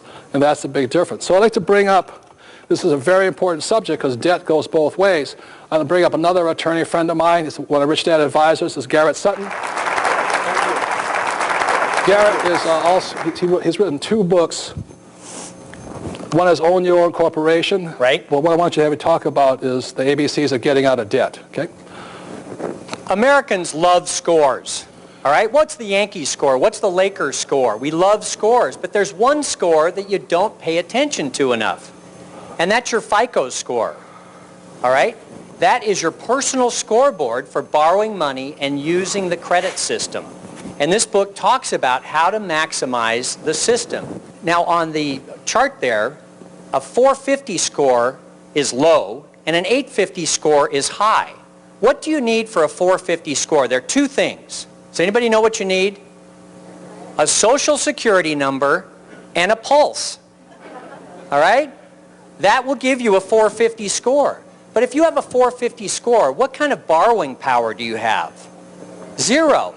And you will find yourself paying more money for utilities, for auto loans, for all sorts of things you need to get by in our society today. So you need to know how to win this game. You need to know how to get your FICO score up to 700, up to 800, and then you can take advantage of our credit system. Could I say one more thing? This Sure. is the most important. The reason I wanted Garrett to talk about this is one of the problems with having bad debt is you don't get good debt. Well, and that's the point, is I want you to get out of bad debt so you can start using good debt. If you have a low FICO score, you're not going to be able to take advantage of the good debt opportunities. You need to get out of bad debt so you can get into the good debt program here that Robert's talking about and start improving your financial future by investing in real estate, oil, and commodities. Right. And the biggest problem with people with bad debt is this, is that they think that by borrowing money in this real estate market is the way to get out of it, and they just make the matters worse. I've met so many people who are trying to get into the real estate market or any kind of market or gold when they have bad debt. I said the first thing you should wipe out is that bad debt, because if you're a moron with bad debt, you'll probably be a moron with good debt too, you know, so I want to get out of both of it. And I've been in debt, you know, I mean, I've sold people. American Express has had me on their most wanted list at times, you know, when I lost a company back in the 70s. But it was one of the best things I ever did, was really work my way out. It was almost $1 million. Was almost working my way out of this was one of the best things I ever did, because it made me appreciate this, but it also made me a lot smarter. So. Well, and Robert, you and Kim provide the example of how you got out of debt the bad debt in this book. It's a great example. It can be done by anyone. There are simple steps you can take to get out of bad debt. Don't let people tell you, though, that it can be done in 30 days. It takes a while to get out of bad debt. $1 million took a while. It took a while. So the point is that you're going to use these strategies to get out of bad debt so you can take advantage of the good debt opportunities that are out there. Kenny, Scott, they both mentioned there is money out there. There are people willing to invest in good projects. Take advantage of that. Get out of bad debt, start using good debt. Thank you. Big hand for Garrett, please. Thank you.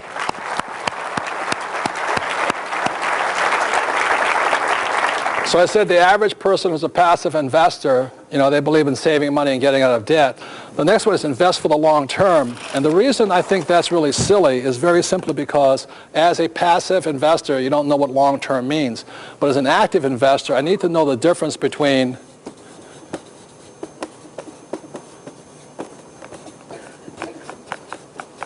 commissions versus what? Fees. And the difference here is this, is when I buy a piece of real estate, I may pay a 6% commission. But if I start investing in a mutual fund or one of those funds, I pay fees forever. So let's say I start when I'm 25 and I go till I'm 65. Every quarter or every year, I'm paying a fee to the mutual fund company. With real estate, I pay it once, and that's all I have to pay. So I don't mind a person making money, but what I object to, anybody, if they're taking fees and I'm not making any money, I think that's highly unethical. At least with my real estate commissions, I have some control over that. Does that make sense, you guys here? So one of the biggest things about mutual funds, and that's what this book says here, Unconventional Success, is the reason mutual funds don't work is very simply because they're just taking too many fees out. And the worst thing about it is that the mutual fund companies do not have to provide you with a financial statement, so you never know how high their expenses are. So to me, it's only a mutual fund company can only operate because we have financially illiterate or financially unsophisticated investors. I personally don't want to just give somebody my money for 40 years and they take a fee off of it every year. That makes no sense to me. That makes sense to you guys here? So then the last thing here is diversify, diversify, diversify. How many people have heard diversify? Good. Diversify, there's another word for it, it's called diversify, And rather than take my word for it, because I don't diversify, I selectively look hard until I find one great investment. And when I find that great investment, I strike on it. But I will not just buy a whole bunch of junk. But don't take my word for it again. Listen to what Warren Buffett says about the word diversify or diversify. He says, diversification is protection against ignorance. It makes little sense for those that know what they are doing. And he's the world's greatest investor. So that's Kenny came up here, he's looking at 30 deals a day or a week, whatever he's looking at. I'm constantly looking at deals. You don't buy every single one of them. But the thing about, the reason they say is protection against ignorance, in my opinion, is the ignorance of the person selling you the investment. And why I say that is most people selling mutual funds are on this side of the equation here. They couldn't tell you a good investment from a bad investment. So it's actually protection from them. If you diversify and the market crashes, they can say, well, I protected him. But they're also protecting who? Themselves. And that's why that I don't really support diversification. What I support instead, if you're an active investor, is this word here, is I focus. I'm looking for that deal, constantly looking for it. And what focus stands for is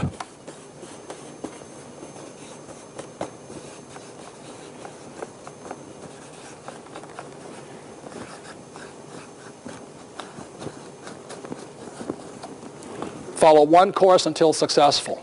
And what I mean by that is there's several things. Is I look until I find what I want. But also when I was learning how to be a real estate investor, I stayed with it until I was pretty good at it. And then I moved on to some other kind of investment. I don't diversify.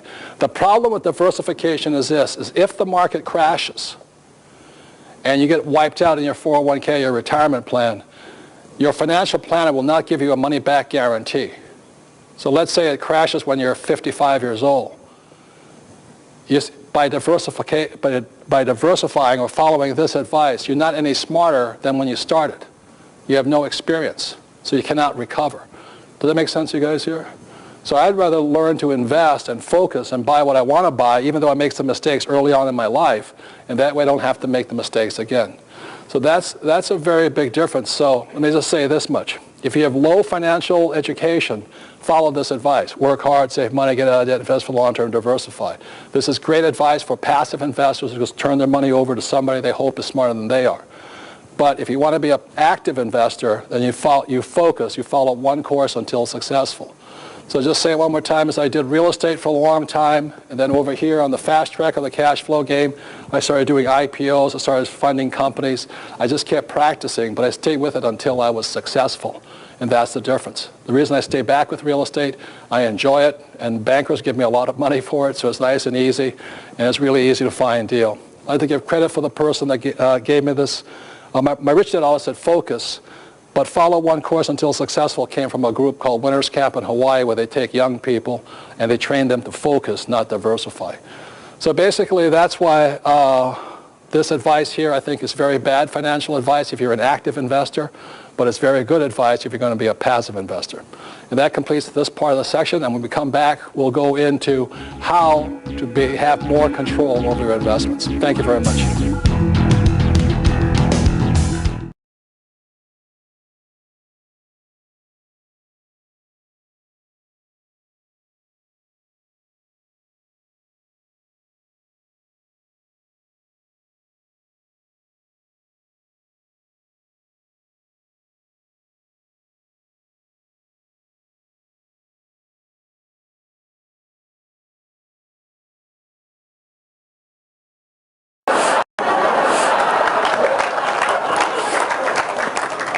You know, I flunked out of school because I couldn't spell, and I tried this on the teacher. I said, it's a very uncreative person that cannot spell a word 3 or 4 different ways, you know. They still gave me an F, you know. And if you teach a person to fish, you feed them for what? Life. And that's from Sunday school. But because our school system is not teaching anybody to fish, what happens is the capitalists of the world come out and they're selling people fish. Those are financial planners, stockbrokers, real estate brokers, you know, and everybody's got to make a living. But if you look at the word sell fish,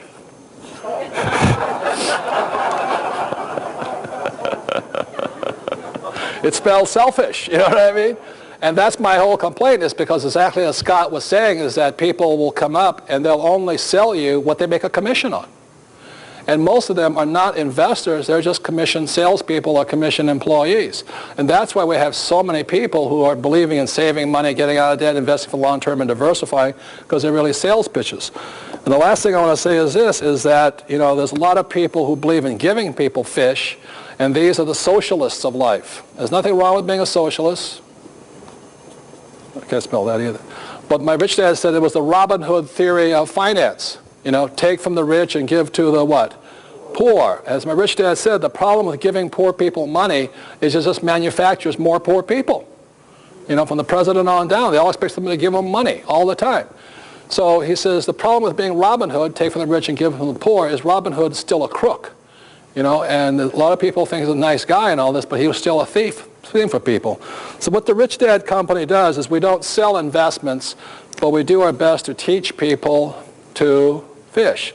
And then you can do it any way you want. So that's what this whole Teach to Be Rich program is about and all this. So with that, one of the questions I'm always asked is, how do I get started? You know, how do I stop being a passive investor, and how do I become an active investor? And since I don't sell stocks or anything, I do sell education. That's why I created this cash flow board game. And I'll quickly go over it really quickly.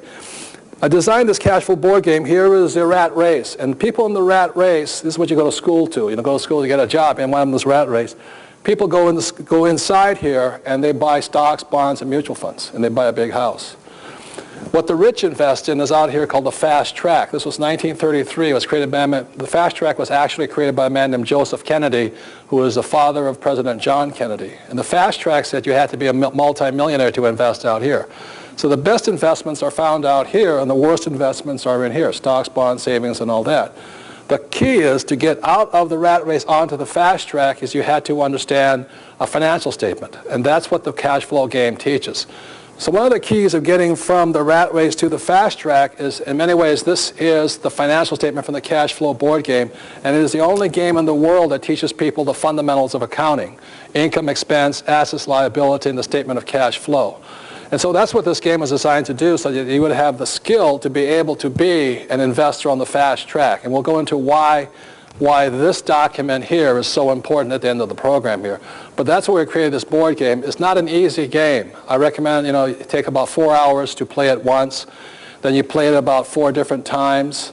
And then if you really want to get good, is you start teaching people, like, 10 other people. The more you teach, the more you learn. And that's why the game was created. So it's basically, this is what my rich dad taught me years ago, so that you can teach yourself and teach others. And in my opinion, this is one of the ways we can minimize that huge transfer of wealth with so many poor people inside a great country that's going broke. So when people ask me, how do I get started, this is how I recommend you get started. And this is here we have 4 people who've played my cash flow game and all this, but this is what it looks like. It looks like a Monopoly game. And there's a ritual I recommend to maximize your learning. So before you get started going in to start investing your hard-earned money, I recommend you start playing with paper money or fake money first, because it's a lot safer with, play money. So what I recommend before you start the game is what you start by saying is, let's say you don't know the people, you introduce yourself and you say such things as, what my family taught me about, what I learned at home about money, stuff like this. Would you start that? What's your name? My name is Anissa. Anissa. We just start with that. That's a little ritual we have. See? My name is Anissa, and what I learned about money at home is that money is very private, and it's not something that you want to discuss with anyone, even the professionals and other people that might help you grow it. How many people have heard that at home? Good. Thank you. Very good. Next.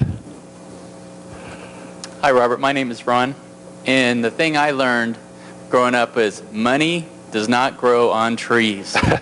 Therefore, you should protect it. Okay, thank you. My name is Linda Taylor, and what I was taught was basically money doesn't grow on trees. Parents aren't made of money, so you can't afford certain things, so don't ask for it. How many people were taught that you couldn't afford everything you wanted and stuff like that? Okay, thank you. My name is John, and one of the things I learned from my grandparents who lived through the Depression was that you could count on pensions and you could count on Social Security. How many people ever heard the same thing at your homes too? Good, thank you. That was my home, because my parents went through the Depression. So let's say you play the game. It takes about 4 hours. I recommend you don't drink, because, or do other strange hallucinogenics and things like this, because this is not so much about fun. It is fun game, but it's really to enhance your learning and your financial IQ here. So once the game is over, take about 4 hours. Then I ask you to complete the game by saying something such as, what I learned from this game is tonight, or when I played it, or how this applies to my life is. So the game has to affect some part of your life now. So it is this ritual, and every time you play it, you go through that same ritual. You'll find out something new your parents told you, but at the end of the game, you'll find that it actually does affect your life. If it doesn't affect your life, it's just entertainment. If it does affect your life, it's education.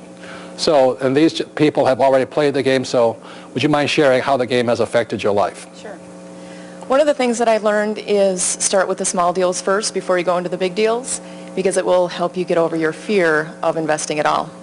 That's a very good lesson, because something I'll go into is a lot of times we have, especially men, that they think investing is something of a ego trip or something. So on the game board you have small deals and you have big deals, and the men naturally go for the big deals. And what I say, the reason games are great teaching tools is very simply because games reflect your behavior. Like how many people have played a game and somebody was a poor sport, they threw temper tantrums and all that. That's a reflection of behavior. So with the guys, I always see it. They always go for the big deal. They may be flat broke, but they want to play Tarzan or Rambo of investing, and they go for that. Okay? Yes? The thing I learned is when you play this a few times, it actually messes with your emotions when you start looking for deals. You see them in the real world, and it starts just pulling at you. I think it helps you deal with the emotions of doing deals. That's right. It's a very big point, because as Warren Buffett says, if you cannot control your emotions, you cannot control your money. And so one of the main reasons people are not financially well off is they let their emotions either get to them. You're like, oh, I just got to have that dress, you know, or I just got to have that new car. Or a lot of times for parents, the child will come up to you and say, oh, you know, I got to have this. And the parents emotionally, you know, give to their kids and all that. So as Buffett says, if you cannot control your emotions in this game, you cannot control it in the real world. So that's a very good life lesson there. What I learned was the difference between earned income and a passive income, and working for income is not very much fun, but having your money work for you is. Right. Earned income is you working for money, which is the highest taxed income, and passive income is your money working for you, which is the lowest taxed income. So just learning that makes the game tremendously valuable, because at that point, she starts to change the way she thinks, and she starts looking for passive income deals rather than working harder. As I said, one of the reasons of working harder is tough is because the more you work, the higher tax bracket you go into. If your money's working for you, you can pay zero taxes legally. And I do emphasize the word legally, you know, because you don't want to go to jail, because it's easier to make money outside of jail than inside of jail. What's you learn from playing this game? The biggest thing that I learned is that you have to invest for cash flow, because without that, you'll never get out of the rat race. You'll never win the game. That's a very good one. The difference between cash flow versus capital gains. Both are important. And if you're a very successful, active investor, you'll invest for both of them. But most people are investing for one or the other. So that's how you start the game by saying what your family taught you, and you end the game with what you learned, and that's what makes the game valuable. Give a big hand for these people here. Thank you.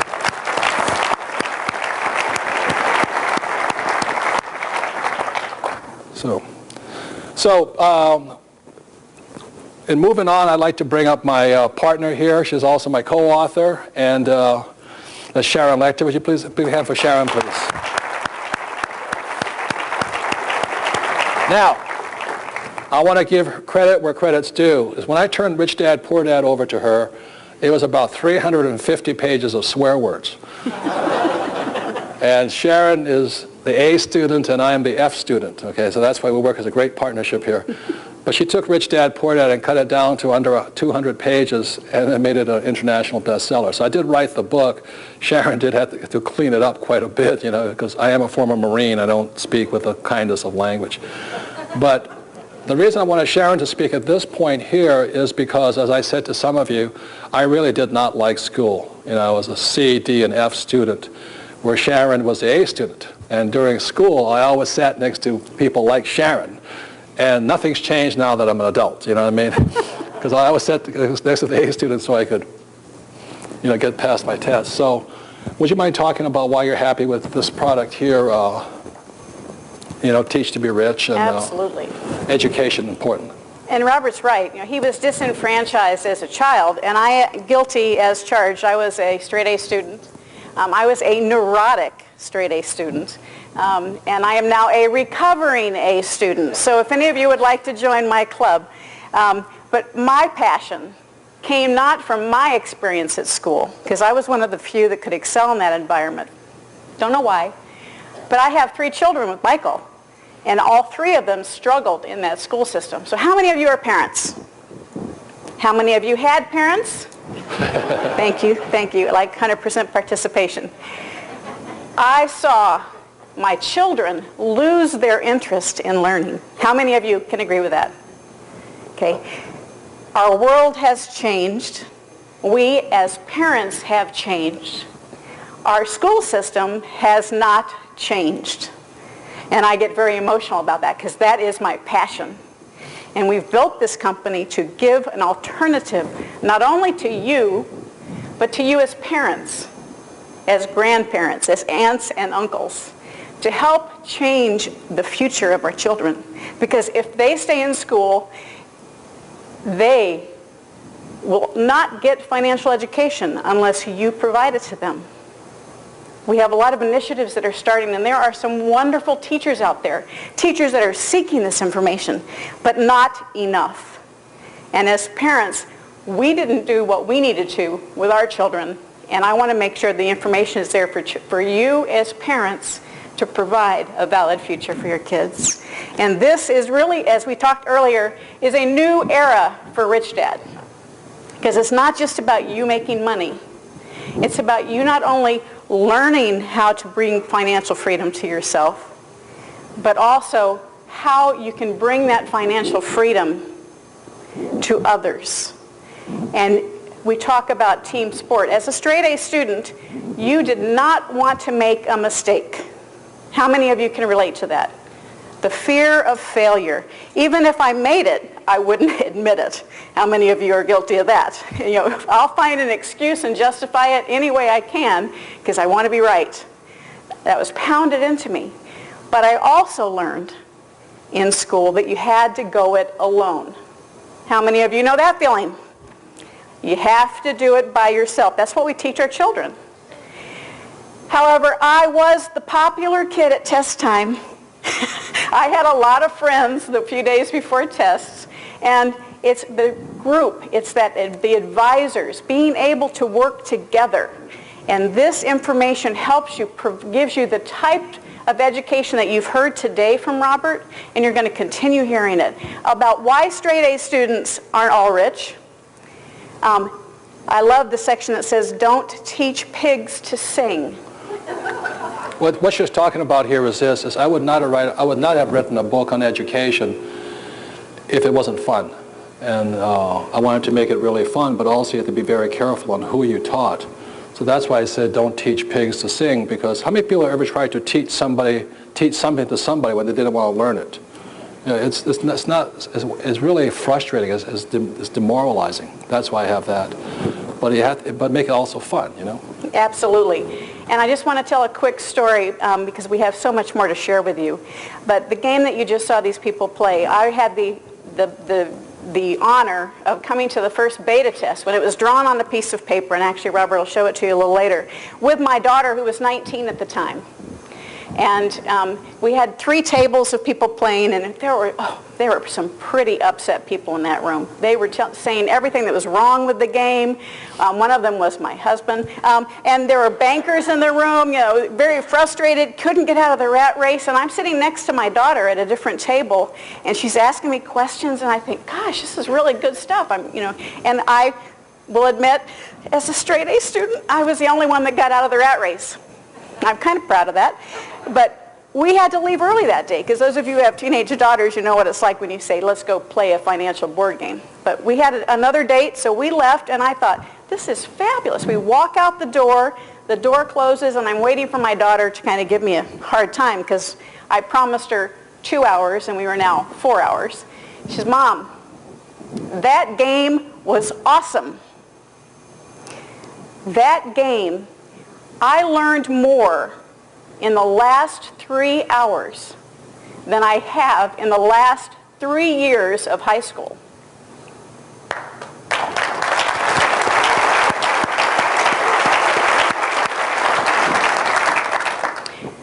I had just met Robert and Kim that day. But I had been working with the school systems inside the system, which is frustrating, very frustrating, to get financial education into the school system for about 5 years. And it was the day that I met Robert and I saw that game that I knew Cash Flow, the board game, the Rich Dad information can change your life, but most importantly, it can change the future for our children.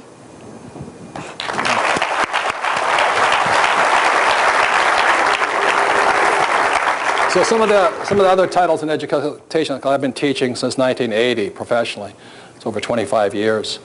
But don't teach pigs to sing. Why A students don't become rich. Sharon didn't like that chapter that much. But anyway. It was really tough. The other one is why you cannot teach poor people to be rich. And that so many people want to save the poor, but if they don't want to learn, you can't teach them anything. So that's unfortunate. And the last one is how to increase your financial intelligence. And the last one beyond that is finding your financial genius. So that's what this book is about. It's not the traditional education, I want to promise you that. It's about making learning fun and exciting and beneficial to real life. So Sharon has her pet project is, when you look at the cash flow board game over here, one thing talks about charity, the need to give back. And the Rich Dad company practices what it preaches. You want to talk about Rich Kid, Smart Kid? Absolutely. In everything we do, in everything that Robert teaches, Rich Dad message is, the more you give, the more you receive. So from the beginning of time when we started this company, all of our products discuss the importance of charity. And as a company, we have developed a website called richkidsmartkid.com. And it came from, if I can take a moment and tell the story, we came out with a Cash Flow for Children, Cash Flow for Kids board game about 5 years ago. We live here in Arizona. We went to the superintendent of education and said, we would like to donate Cash Flow for Kid board games for every elementary school in the state of Arizona. These games, this is the board game, and this is the electronic version of it. You can play over the web. And we were in the office of the superintendent of education for the state of Arizona, Robert and I, just like this, and she said to us, it's too much trouble. Both of us went, but you know, all things happen for a reason. It made me so mad. It made me so mad. I said, okay, how can we get around the institution of education? It's not the teachers, it's the institution. Yeah, and as my father being a teacher, the reason they cannot teach this stuff is very simply because the government dictates what is taught to the kids. The teachers have no power over that. So that's when Sharon and I walked out, and I kind of smiled and said, see why I don't like school? You know, she goes, yeah. But a big reason then was, we're not blaming the teachers, it is the system. Does that make sense, you guys here? And the teachers have no power over what's to be taught. The government dictates that. Okay. So we took that no and the anger that we had and said, how can we still accomplish what we want to accomplish? We created richkidsmartkid.com, which is a website with financial education, totally with curriculum from kindergarten through 12th grade. It is available to schools around the world and to you as parents around the world. And it is for free. There is no charge. Through that website, if you are a school, you can also get a downloadable version of the Cash Flow for Kids board game for free. Again, anywhere in the world.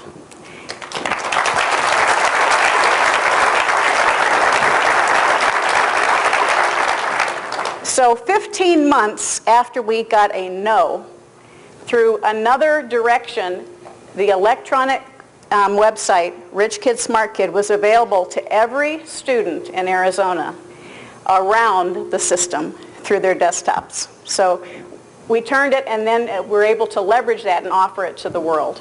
And I'm very happy to say we've had over 2 million students play Rich Kid Smart Kid. Yeah.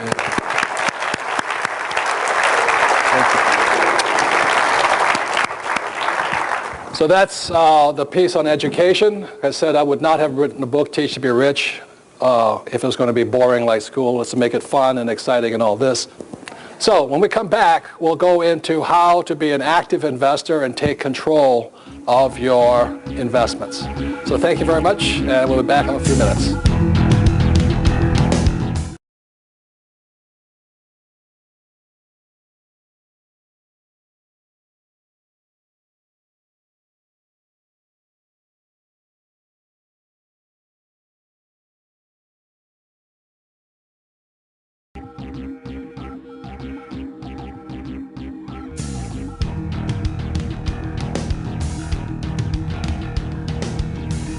Investor, educator, and author Robert Kiyosaki has changed millions of lives all over the world. His book, Rich Dad, Poor Dad, has been on the New York Times bestseller list for over 5 years. We all know that the gap between the haves and the have-nots is growing, and Social Security and Medicare are in a financial mess. And just affording to live is getting expensive. So how does a person get ahead financially? The answer is raising your financial IQ and having your money work for you. Here's Robert Kiyosaki with Rich Dad's Teach to Be Rich.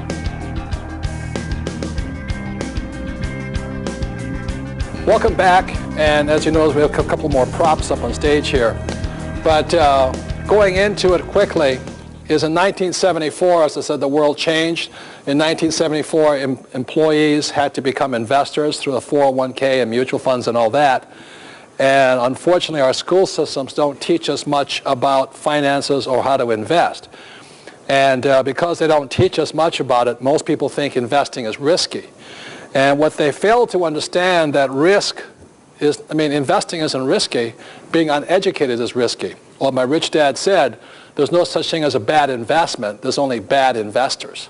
Or there's no such thing as a risky investment, there's only risky investors. And the reason I say that, as a professional investor, you can ask Kenny, we're always looking for bad investments. We're not looking for good ones. You know, because a bad investment is where you make your money. Because that's what we do, it reduces your risk. So really what risk is this. Is no control. And so if you look at the qualifications I ran up earlier in the program between a passive investor and an active investor, passive investors have no control. That's why they think investing is risky. And the riskiest of all investments are, again, savings, stocks, bonds, and mutual funds, because you have no control over them. So to understand this better, we're going to use the example of learning how to drive a car. How many people realize that there is some risk in driving a car? But how many people still drive a car every day? Right.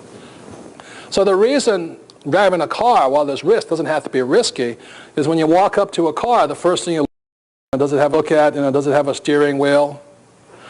Does it have a gas pedal?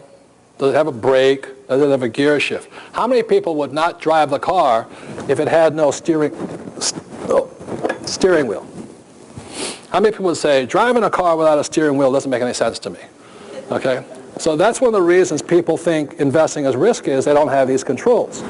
So the way you look at it is, here I come up to the car, I look it over, I climb in, if we can get into this thing. Ugh. So I'm driving down the road, you know, in control.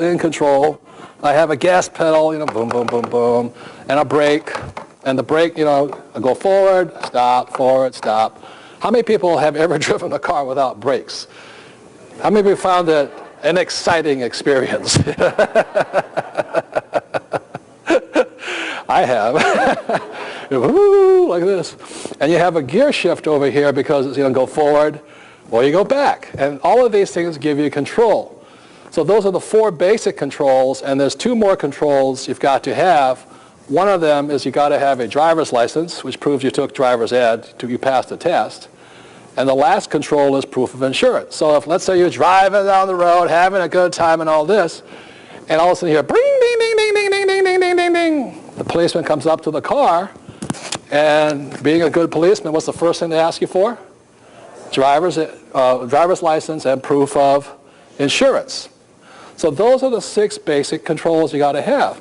Now, what happens to most people, because they don't have education, or, you know, in their investments, they're driving down the road, you know, in mutual funds, and there's no brakes, there's no...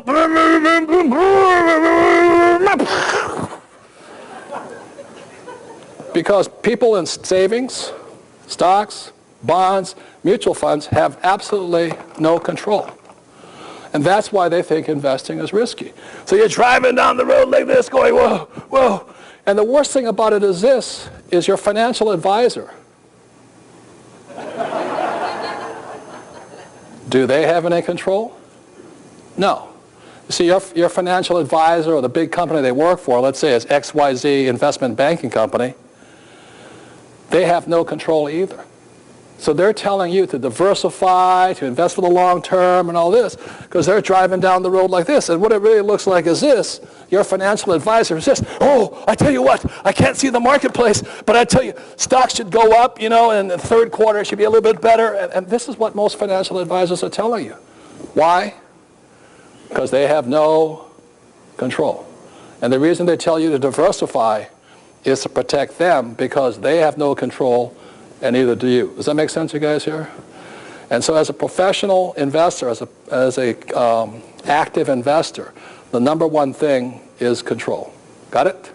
So let me see if I can get out of this wreck now. Jesus. Oh, my goodness. Oh, yeah. I broke the car. So, when you go into, when you have no control, what a professional investor is looking for, there's 6 things. 6 things in driving a car, 6 things as an investor. First is income. I want to control income. Second is expenses. 3, asset value. 4, liability. 5, financial education or the management. Do you realize, and 6 is insurance. Do you realize Most people cannot call the mutual fund manager and say, I don't like what you're doing. Do you realize most people cannot call Bill Gates, the CEO of Microsoft, and say, I don't like the way you're managing their expenses of a company. What's this new jet? Why'd you hire that worthless CEO? Why don't you hire somebody else? And the reason, so what a professional investor is looking for is control of these things.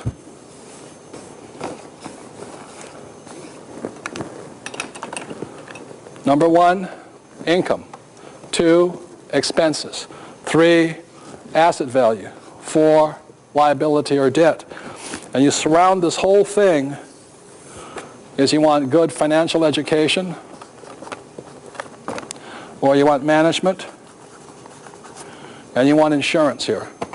Those are the 6 basic controls as an investor. Let me give you an example. Let's say I buy a 2-bedroom, 2-bath house, and I want to increase its income. One thing I can do is I might be able to borrow a little bit of money, add a 3rd bedroom and a 2nd bath or a 3rd bath onto it, and what that does is increase my cash flow. That's an example of improving or taking control of this thing. If I call Bill Gates, like I said, and I say, Bill, I don't like that new jet you bought, what's he going to say to me? So what? Or I call my financial mutual fund guy, like a Peter Lynch or something like this. They're not going to take my phone call. They don't have to tell me any controls here. So these are the 6 controls an investor must have. And that's what makes the very, very low risk. One last point I'll bring up, and then I'll bring Kenny and Garrett up here about insurance and all this, is that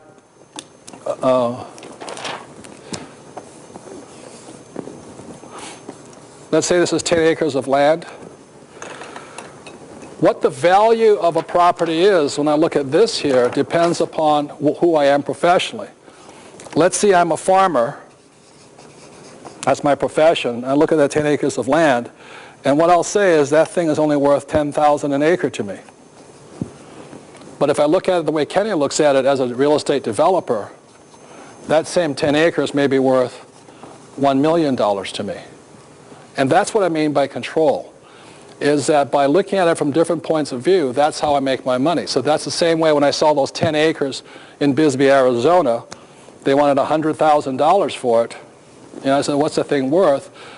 It's not worth much as land, but it's worth $1.5 million as a manufactured housing type of thing. So this is how I have control. And that's, as an active investor, is what I'm going for. If I don't have controls of these things, I don't invest. So with that, Kenny, you want to come up here and then talk about, as a professional investor, what you look for and what controls you want. That's a big hand for Kenny here. Thank you. Well, I think Robert touched on it a little bit. The first thing that we look for are problems, to be quite honest. We look for people who are poor managers or people who aren't seeing opportunities that we might see just through our day-to-day financial education. And I'll just give you a couple examples of that. Robert and Kim and I bought a building in the Biltmore area here in Phoenix just 1 year ago. And it was a small property with 68 units. And it's not far from Highland in the 24th area, in the Esplanade area there. It's close to where Donald Trump is building his new building. Okay. So right, and it had all the things that we wanted. It had really poor management, really bad income, and really high expenses. But it was very well located. It was a very nice property. What had happened was the owner was absentee. In other words, he was treating the property like an investment instead of a business, because really real estate is a business. If you don't have the proper team around it, it will go down in value. So this investor lived in Mexico and hadn't been to the property in a long time and had been through many different management companies, and the property had had a very poor history of occupancy. So what we were looking for was the opportunity piece. In other words, it had really low income and really high expenses. And the reason it had low income was because the management had not followed the systems. They had put poor tenants in, people that weren't paying rent, etc. And the reason it had high expenses was because of the low occupancy, they were having to spend money on the advertising and things like that happen when your occupancy's low. So what we did is we just put a better plan on it. That's all. So when we bought the property, Robert and I, we both immediately knew we wanted it because the property had been running at 68% occupancy. And the expenses were high. So what we did is we put the property into escrow, and we had the whole plan on the property before we were going to buy it. So I knew exactly what our plan was to turn the property into a profitable real estate venture before we closed it. And I knew everything about it through the process of which is called due diligence, which to me is one of the most important things that you can do before you buy any piece of property. And this is Kenny's product that he did with me, and I think if you're going to be a professional investor, I think this is essential for your library. It's called How to Increase Your Investment from Your Real Estate Investments. And inside of it, I think this is what makes it priceless. It's what Kenny calls his due diligence checklist. Because Kenny and Kim and I are not flippers. We're not trying to buy something to flip it. These are all the checklists. When you inspect a property, you go through it. Say, this is what it needs, this is what it needs, does it have it, doesn't have it.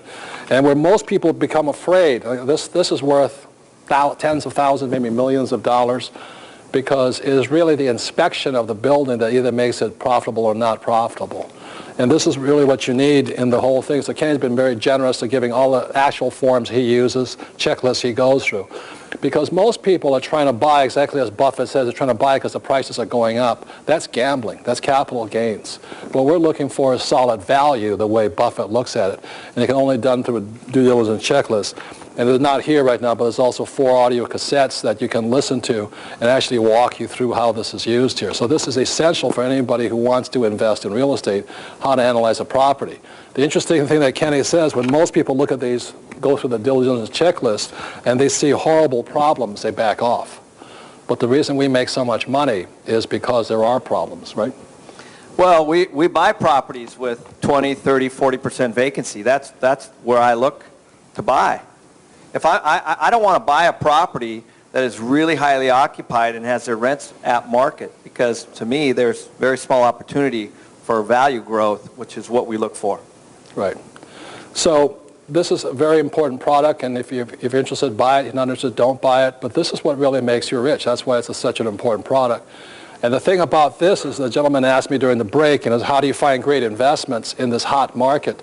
Well, this is the hottest market of all. Like I said, you can walk to Trump's new building from the building we bought. It was sitting there. Nobody wanted it because it had low income, high expenses, and all this. And the first thing that Kenny did was renegotiate the mortgage, got the lower interest rate on it.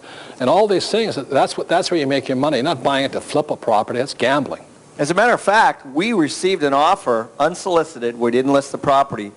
We bought the property for $4.6 million, and we received an offer 1 year later for $7 million.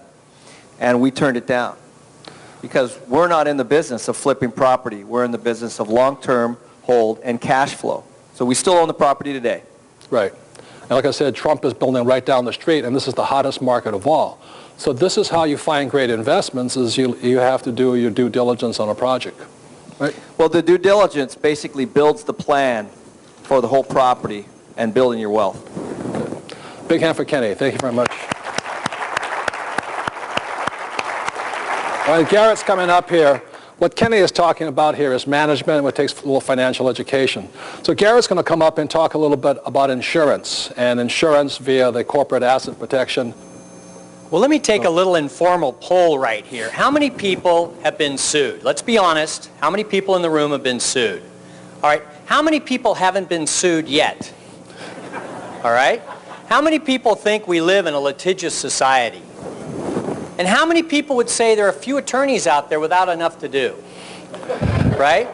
It's true. We live in a highly litigious society, and you need to take steps to protect your assets. And there are 2 forms for accomplishing that. One is insurance. When you buy an asset, like Robert says, he doesn't buy an asset unless he's got insurance on it. When you buy a piece of real estate, you're going to insure it. But what's the problem with insurance these days? Do insurance companies find reasons not to cover you? Yes. Do they get up and leave the state like they do every 5 years in California? Yes. So you need to take other steps to protect your real estate and your other assets. You need another form of insurance, which are entities. And that's what I wrote about in Own Your Own Corporation. is how to use these entities, the good entities, S corporations, C corporations, limited liability companies, and limited partnerships to protect your assets. What Garrett's saying, if you're going to be rich, there's no sense not insuring it. Does that make sense, you guys here? Well, a lot of people want to get rich, but they want to save a few bucks and not hire a person like Garrett to protect their assets from lawsuits. And I've seen that happen a lot of times. And the one thing they say about insurance, you cannot buy insurance when you need it. You know, like this car wreck over here. After I crash my car, I can't call my insurance agent and say, would you insure my car? You must buy insurance prior to the wreck. That's the rule of thumb here, okay? Yeah, you can't form a corporation or an LLC to protect your real estate once you've been sued. It's too late at that point. So you need to take steps right at the start. When you're looking for that first piece of property, you need to take steps to protect it using the right entity. So can I say something about that? As my poor dad always said, he was really proud of it. And this is a poor man's thinking. My house is in my name. My car is in my name. How many people have things in your name? Okay, that's poor person's thinking. You want nothing in your name if you're planning on being rich. If you're planning on being poor, keep it in your name because nobody's going to bother you. Well, and the attorneys can take it from you. Right. So, sure, leave it exposed. But if you plan to be rich, if you plan to pass these assets on to your kids or your charities, you need to set up the right entities at the start. That's their own corporations. So what are the worst, because what are the worst corporations or worst entities? Well, the worst entity, I call it the good, the bad, and the ugly. The bad entity is a sole proprietorship. Offers no asset protection at all. If you operate a business as a sole proprietor. And do a lot of accountants recommend people be sole proprietors? Yeah, they do. I don't know why. Well, they don't understand the nature of our legal system, whereby if you operate as a sole proprietor, you're completely exposed.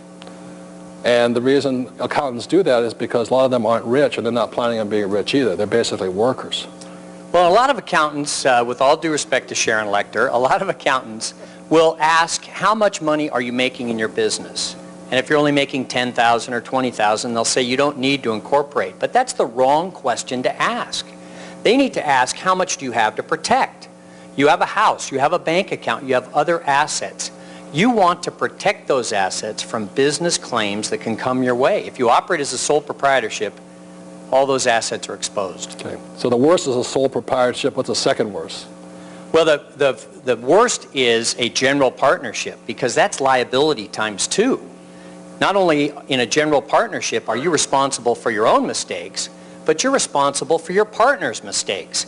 You may not have agreed to a contract. You may have been 1,000 miles away when that contract was signed. And yet, as a general partner, you are equally responsible for everything that happens in that general partnership business. Good.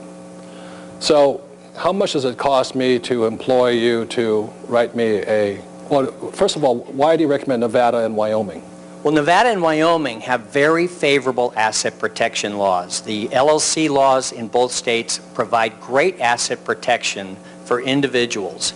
And it's explained in the book, but basically it's the charging order procedure that gives you a great deal of protection. As well, in Nevada and Wyoming, there's no state tax.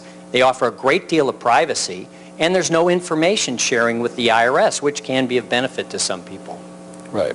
There's no information sharing. You want to look me up, they won't tell you who owns the corporation. Right. Which is good. And then most people recommend Delaware. Why don't you recommend Delaware? Well, Delaware has some extra fees. You have to do some additional reporting, whereas Nevada and Wyoming, it's much more streamlined. There's less requirements with one of those types of corporations, Nevada and Delaware. Delaware is great for the Fortune 500 company that wants a body of corporate law, a well-established court system. But for the majority of people who are protecting their assets, they're going to use Nevada or Wyoming. And so how much does it cost to hire a great attorney like you to set up let's say an LLC for me? Well, Robert, that's one of the things that's interesting. This is not expensive. It is only $695 plus the state filing fees to set up a corporation anywhere in the U.S. So it's not expensive. If you go to an attorney and they say it's going to be $2,000 to $5,000 to set up an entity, shop elsewhere, because it's not expensive. You can do this and consider it like insurance. It's just a payment you'll make, a low annual payment to make to protect your assets. And the other question is this, is that You have to, update it every year, or you have to have a meeting every year. How much does that cost to do that? Well, we charge a flat fee of $150 to prepare the minutes. You can do it yourself. The problem is a lot of people don't. So for $150 a year, your corporate books are kept in shape, and you're not going to have a problem with someone trying to pierce the corporate veil and go after your personal assets. So after this, let's say $700, it costs you $150 after that. That's really, really good insurance, because as Garrett says, you can't buy insurance after you're sued. And they can come and take everything you want after that. So my wife and I have multiple S and LLCs and Cs. You've done a good job. Yeah, they can hit one, they can't take it all, which is what we want. And without mentioning names, is the last thing, is there's somebody peddling something that you think is really wacko? Well, there's a fellow out there that's peddling limited partnerships as the be-all, end-all, and he gives 100% guarantee of asset protection. And in all good conscience, you cannot make a 100% guarantee on this. Yes, you can protect yourself. Yes, you can be better off using a corporation or an LLC than by going it alone. But no one can give 100% asset protection guarantee. So, anyway, let's have a big hand for Garrett. I think Thank you. Thank you. And last but not least for this thing, I know it may sound like a lot to taking control. A lot of people say, well, I don't want to fix toilets. I don't want to do this. So you don't ever take control. On our investments, Kim and I do not fix toilets, because these hands were not made for work, you know what I mean? So anyway, with that, so I want to bring up Kim, and she wants to speak to the women and how to start. And this is, all part of how you get started. And this is my sweetheart, Kim. Let's have a big hand for her, please.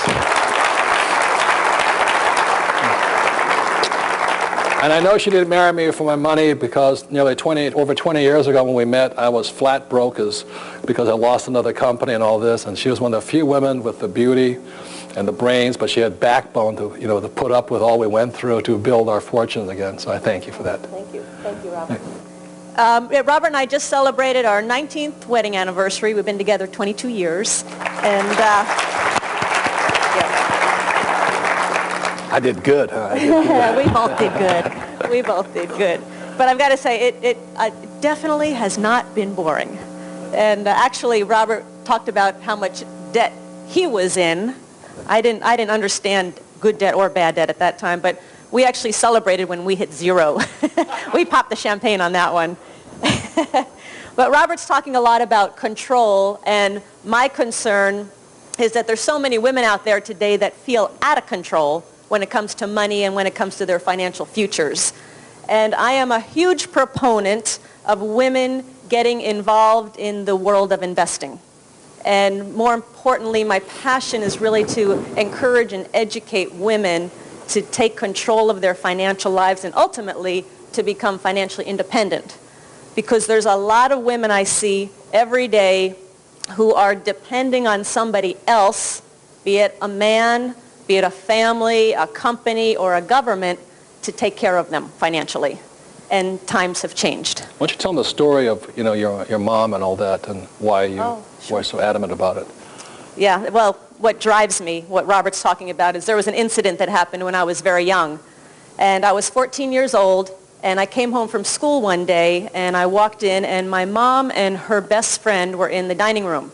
And I kind of heard them talking, and I walked over there, and I could see that my mom's friend was really upset, and she was crying, and my mom kind of, signaled me to, just leave us alone. And so I went away, but I didn't go too far, and was listening to this conversation. And the gist of the conversation is my mom's best friend's, her husband was leaving her for a younger woman. And she was distraught, she was crying, she was upset. She's like, I can't believe this is happening. And I kept listening, and then I heard her say something that just really struck me. And my mom had asked, did you realize what was happening?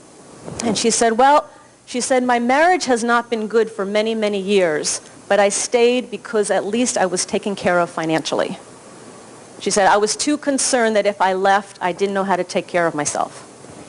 And I was 14 years old, and I heard that, and I went, wow. I'm like, here's this woman, she's in a terrible marriage, she's miserable, yet the only reason she stays is because financially she doesn't know how to take care of herself. So at 14, I made the decision I was never going to be dependent on somebody else for my financial future. And that's why I speak out to women, because I think women today, it's no longer a luxury or just a good idea. I think it's really a necessity that we start to take control of our financial lives. Would you agree? Right. Thank you. So if I could say, because we had Kim follow Garrett, is Kim has her own corporations. We don't have a prenuptial agreement and all that, because if I horse around and it's gone, she doesn't have to worry. There's no fighting. She owns her own corporations, her own assets, her own bank account. She's gone. It's split already. And the reason we do that is just to cut this dependency stuff out. Right? We just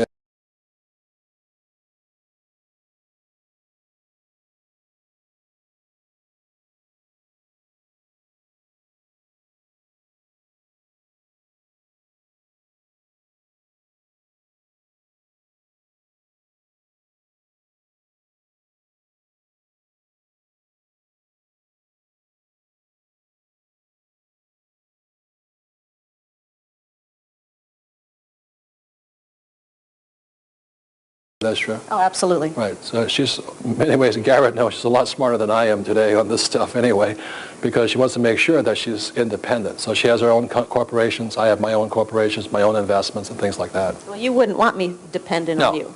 No, I don't. That wouldn't work either. What's happened is, as we become more and more independent, our relationship changes, because for me personally, my self-respect goes up, my confidence goes up, and all of a sudden we don't need each other anymore. It's like we want to be together, but that dependency isn't there anymore, and that's made a huge difference. So times have changed, and what's worked for our mothers and our grandmothers may not work for us and our daughters and our granddaughters. And there's some startling statistics I want to share with you. This is in the US, but I see the same pattern happening throughout the world, which is, one of the statistics is 47% of women over the age of 50 are single, meaning they are dependent for their financial well-being. And many of us have heard the statistic, 1 out of 2 marriages ends in divorce. So if she was counting on Prince Charming, think again, and who usually ends up with the children? The woman. So she's now responsible for herself and her kids. The first year on average after a divorce, a woman's standard of living drops 74%. His does not. And if you're concerned about your mothers or your grandmothers, of the elderly, there's statistics all over the place, but of the elderly living in poverty, 3 out of 4 are women. And the most interesting thing is 80% of those women were not poor when their husbands were alive. So what the statistics tell me is that as women, especially as we become older, we have not been educated, we have not been prepared to take care of ourselves financially, and now more than ever it's more important to do so. And it's not rocket science, as Robert's sharing with you and the advisors will share with you. It's not rocket science. It takes some time. It takes some education. We always say start small, expect to make mistakes, and take little steps, take baby steps to get there.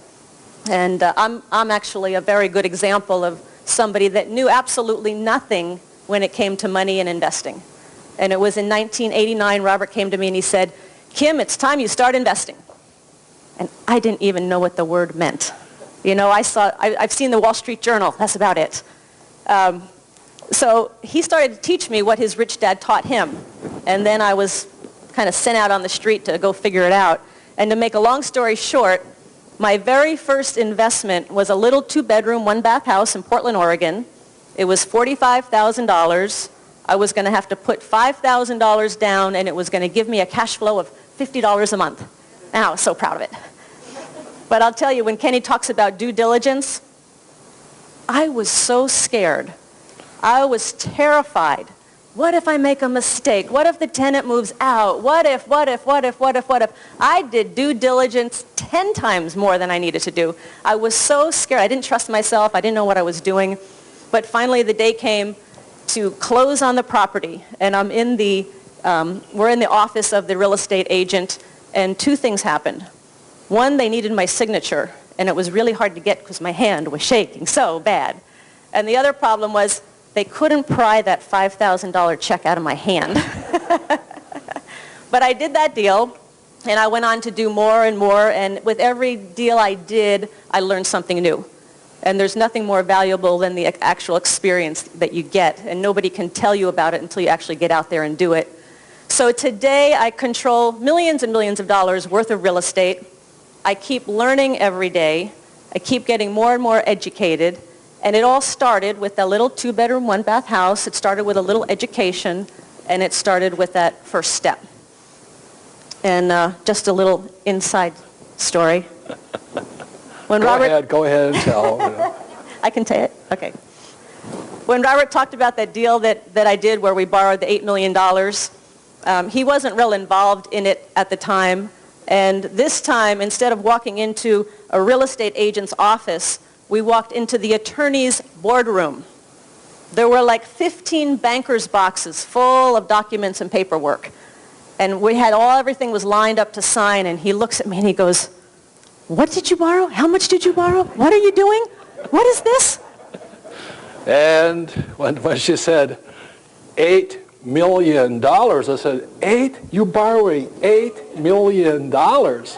And so we came deciding she was calm as a cucumber, and then they passed the thing to me. I was like, $8 million? What has my wife bought here? So the rules have changed anyway. The rules have changed. And I want to say, if I can do it, I mean, I started from nothing. If I can do it, you can do it. It's not rocket science. It's just more zeros.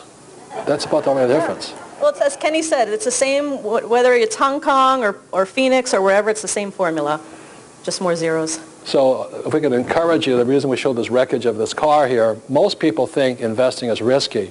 What is really risky is not being in control and taking bad financial advice. Does that make sense, you guys here? So thank you very much. And just one last thing I'd like to say to women, one final statistic, because I think it's very important. They always get the last word, you know?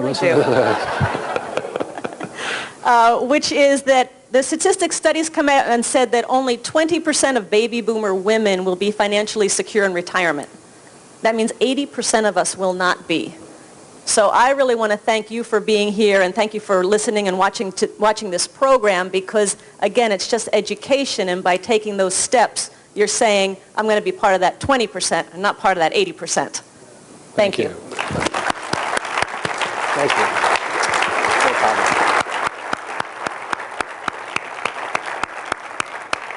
Okay, when we come back, we'll go into how to listen to good advisors, because as I said, I didn't do well in school, but I always surround myself with very smart A-student advisors.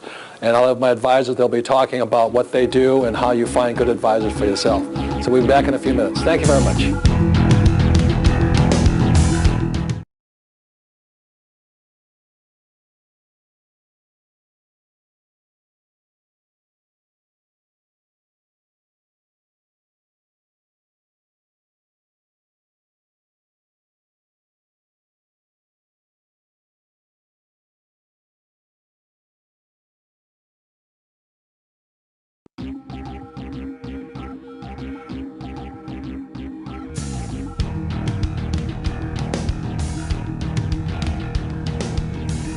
Investor, educator, and author Robert Kiyosaki has changed millions of lives all over the world. His book, Rich Dad, Poor Dad, has been on the New York Times bestseller list for over 5 years. We all know that the gap between the haves and the have-nots is growing, and Social Security and Medicare are in a financial mess. And just affording to live is getting expensive. So how does a person get ahead financially? The answer is raising your financial IQ and having your money work for you. Here's Robert Kiyosaki with Rich Dad's Teach to Be Rich.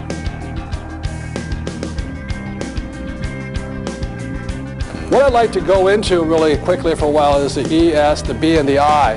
And as you may notice, that one of the ways I am successful is because I did very poorly in school. And because I did poorly in school was I learned to cooperate and hang around, like I said, smart people.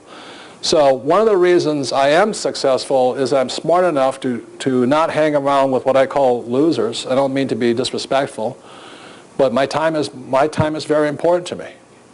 How many people in this room hang out with people that actually bring you down? Good.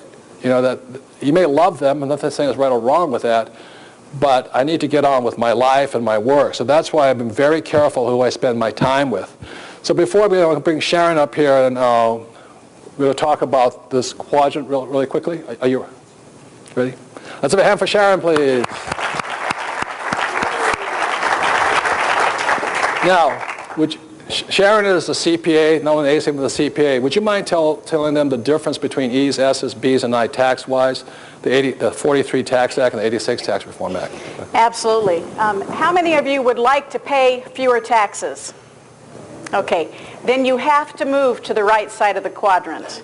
In 1943, employees lost half their paycheck before they saw it. It was the Withholding Act. So all of you who have been employees or are employees know that little word called net pay. You think you're making one thing, but you're actually making your net pay because the government takes its share before you get yours. So you're not really able to spend what you earn. You earn it, you get taxed, and then hopefully you can live on what you get what's left. The 43 Act was called the Current Tax Payment Act, and basically it meant the government gets paid first. But as a CPA, can you do anything for an E? There's absolutely no tax planning that an employee can do that will help you get to the right side of the quadrant. And the reason I wanted Sharon to start first is because taxes are our single largest expense. Like I say, in 2005, I will spend more, pay more in taxes than most people will earn in their lifetime. So I'm not against paying taxes. I just want to pay as little as possible. Right? Right. And then there was the Tax Reform Act of 1986. And it was something that eliminated what few tax benefits were still left for highly paid professionals, doctors, lawyers, architects, accountants. It took it away. The A students, you know, justifiably so, got theirs taken away, you know. And the C students are intact here. However, this is now my line, the A students, the E's and the S's, if they are smart, will start working on the right side of the quadrant, starting a part-time business, buying that piece of real estate, because that's how you build wealth. On the left side of this quadrant is you working for money.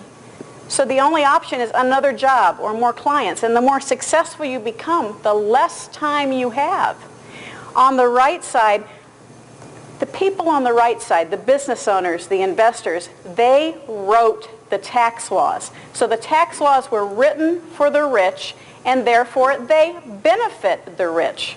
So what you want to do is to start acting like a rich person and doing what the rich do. And that's what this program is all about. So can I add one more thing? And please listen to this, because it's one of the hardest things for people to understand. When I say work for free, these people go psychotic. Because they have, I must do something to get paid. They will not work for free. Over here, people work for free because they're not working for the same kind of income. It is one of the toughest things to understand. I'd rather work, most of my friends will work for free simply because they'd rather have a different kind of income here. These people are entrepreneurs, and these people here are worker bees. And they have a different mindset when it comes to that paycheck. And if you can let go of the idea of needing that paycheck, which I don't expect too many people to understand yet, because so many people are so needy for that money that they cannot move here. It's really this horrible feeling inside. So if you can work for free over here, you'll actually get richer and pay less taxes. It's really an irony of the whole thing. And earlier, Robert said, the left side, these people are working for income, the paycheck. Okay, on the right, people are working to build assets that generate income, right, where their money is working for them. And that's the biggest difference, and that's the way to wealth. And you can be operating in two different quadrants, but you must start operating on the right side of the quadrant. This is where the tax breaks are. I can pay zero taxes. And like I said earlier, the problem with the 401k, when you put a 401k as a passive investor, you're still taxed like an employee. I mean, why would you want to do that? It makes no sense to me. But they don't tell you that in school. They say 401k is a good idea. As a rich person, 401k actually makes no sense. It's too risky. My banker won't lend me money. I can't get insurance on it. And that the government taxes me on it. It's ridiculous. It is one of the most ridiculous plans I've ever seen personally. If you're going to be rich. If you want to be poor, 401k is great. Knock yourself out. Have a good time, you know. When you pull out that income, you pay the highest tax rate. It makes no sense. It makes no sense. Okay? So thank you, Sharon. I appreciate it. Thank you. Give me a hand. I want to bring Michael Lecter up, her husband, and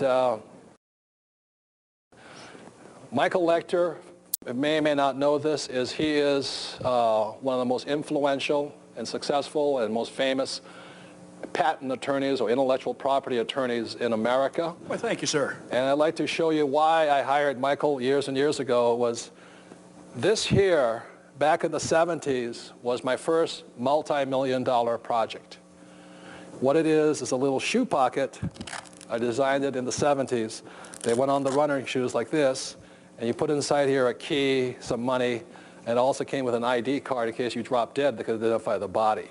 Because jogging had just started, and I designed this product like this, and it went on the shoe, and this was the first prototype of it. This is a prototype. We sat there with a little sewing machine, we chopped it up and all this, and then an ID card in case this is a production model here. But the reason I went to see Michael first this time when I designed the cash flow game is very simply because back then when I designed this game, this product in the 70s, I didn't have the $7,000 to hire a patent attorney. So I figured since I was good at marketing, I could outgun the market. And so I came out to market with this product. I made Playboy magazine, Gentleman's Quarterly, Runner's World magazine. My two partners and I were in our 20s. We became multi-millionaires, went straight to the top. There was only one problem, is we didn't protect it. And soon after we came out with this, my nylon and Velcro surfer wallets took off also. The whole business exploded on us. And because we were successful, the crooks came in or the copycats came in. Well, it's not their fault, it's my fault because I didn't see Michael at first. Does that make sense to you guys here? For $7,000, I could still be a millionaire. But we went straight up and we went straight down trying to save $1 million. So this time, when I designed the cash flow board game, I walked into Michael's office with this, and he's the first person I see. And this here is the early prototype of this game here, what you see here.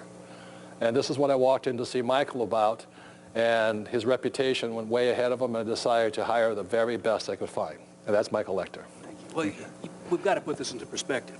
Okay. Now, Robert walks into my office, and I've got I'm semi-retired at this point, but I had the big corner office with the big desk and the walnut on the wall, and in comes Robert, and he was wearing a Hawaiian shirt, shorts, and he says something like, retired.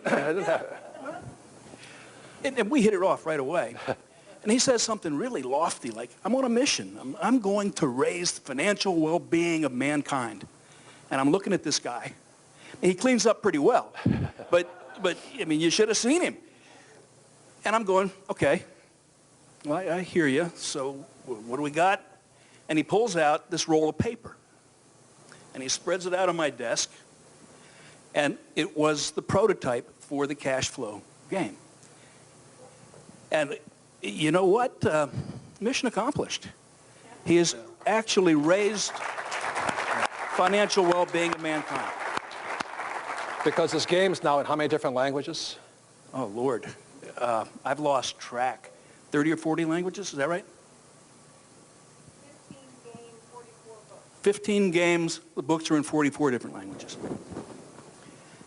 Anyway.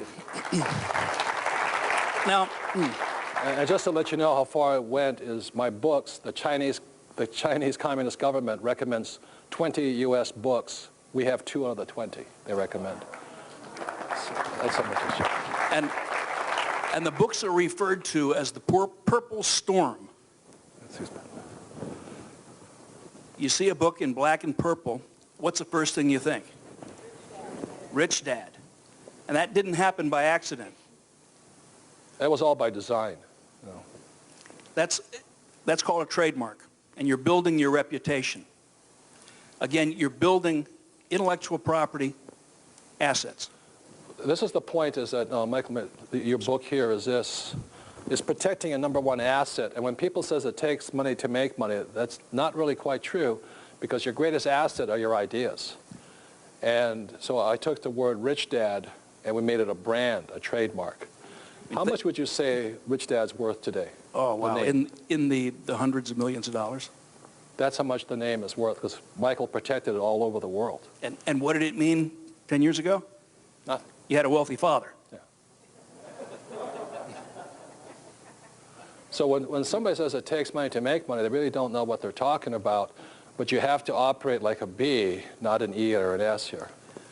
You build an asset, and then you leverage that asset. If your contribution to a business is a piece of intellectual property, some intangible asset that may have cost you very little cash out of hand, your return on investment can be infinite. It's like the name Coca-Cola. The plant and equipment is worth about $8 billion. The word Coca-Cola is worth about $80 billion. How much do you think Google is worth as a name today? It's in Harley billions. Davidson. Harley Davidson. They're worth billions. Apple, billions. So those are some of the differences between rich people and poor people. As Sharon said, these guys are working hard, and these guys are thinking hard. There's a difference. So you build the asset, you protect it, you establish an exclusive right to it, and then you can leverage it into a business. Or you can do what I did and make somebody else very rich. And we're very smart, but we lost it all to save $7,000. You got to remember, the marketplace is not like a sprint. It's not a race. You can't run faster than the competition. I mean, it's more like a relay race, except the competition can come and grab the baton out of your hand. So, thank you. The next person I want to bring up, you can stay up here, is Blair Singer, because Blair does a lot of work with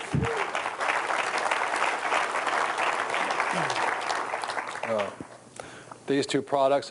Like I said, the first thing my rich dad said to me when I was going to become a B in 1974 was I had to learn how to sell, and secondly is how to build a team, right? These are Blair's two books. Absolutely. And how many people in this room have ever had at least what you would consider to be at least one, like Michael says, at least one good idea? How many people have ever had more than one? But how many people have ever met somebody that had a good idea, didn't make any money with it? How many know somebody like that intimately well? And see, and one of the things, and when we did the advisor series, one of the first advisor books was Sales Dogs, because the number one skill in business is you got to be able to sell. How many people here have ever tried to get your point of view across to somebody else and they totally didn't get it? How many people realize it was their problem? You see, and so one of the things that keeps people from moving from the left to the right side as a business owner is three primary skills. Number one, you got to be able to sell. All the great ideas, all the great products in the world do no good unless you can communicate it to somebody else and get them to take action on that. How many people would like to be able to know how to do that? How many would like to just be able to do it at home? You see, and so it's more, the reason I say that is it's not just, formally as a business skill, it's a life skill. The thing that I work with businesses all over the world we've known each other for what, 20 years? Work with businesses all over the place. And what pains me is entrepreneurs, people really want to go out and make something happen, but they can't get anybody to come to them with any kind of cash to exchange for the idea or the service. They can't sell. They can't sell it. They can't sell it. And so that's number one. Number two is, along with sales, in order to be, the difference over here, these guys work mostly on their own. I know this intimately well, okay? But the idea is if you're going to build a business, you got to build a championship team. And the reason sales is number one, because it's not just about selling product to somebody else, it's also about selling why somebody would want to be on your team. Because if you can't communicate that, why would anybody want to play on your team? So that's what we do, is we work, the reason for those two books, the ABCs, you got them over there? Right here. Yeah. Sales Dogs, which basically says that you don't have to be an attack dog to be successful in sales. Everybody can sell. It's not rocket science, although when I ask, how many people here, by show of hands, how many people here genuinely like to sell? Show of hands. Okay, good. How many people, when I say the word sales, you get a knot in your stomach? See, that's when you ask the average American, average person, sell something or drink a bottle of Clorox, and half of them would go for the Clorox. But the truth of it is, has anybody here ever met a 5-year-old that couldn't sell? If you haven't had that experience, I'll loan you my 3-year-old and 10-year-old. But the truth is, it's a critical skill. If you want to build wealth, if you want to build a business, got to be able to sell and be able to attract a great team, set a code of honor, a set of rules in place so that you make sure that everybody's on the same agenda. How many people have ever been part of a group where everybody had their own agenda? You see, and one of the things that's held Rich Dad together all these years is that Robert, Sharon, Kim, myself, all the advisors have a very strict code, set of rules, what it takes to be on the team. So I'll give a plug to an organization that's called the Network Marketing Industry. Some people call it multi-level and all this. And I wrote a book to support them. I'm not in the business. I don't make my money that way. But it's called The Business School for People Who Want to Help People. And the main reason I recommend network marketing is I had the benefit of going to the Xerox Corporation to learn how to sell, professional sales training. Most people don't have that ability. So a network marketing company, they're training you to be a business owner.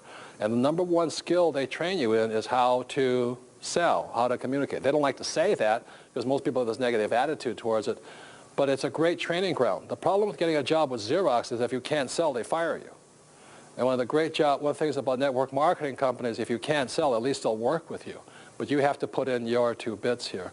So that's why I wrote this book, The Business School, and support an industry that's actually teaching the same skills my rich dad said were important to me with business skills. So if you're going to move from E to S to B and I think you have to learn how to sell. And I'm a very shy person, but I actually learned how to do that. So thank you, Blair. The last 2 people I want to bring up, I'm going to bring up Sharon and Garrett really quickly because they do this little shtick for me, which is important.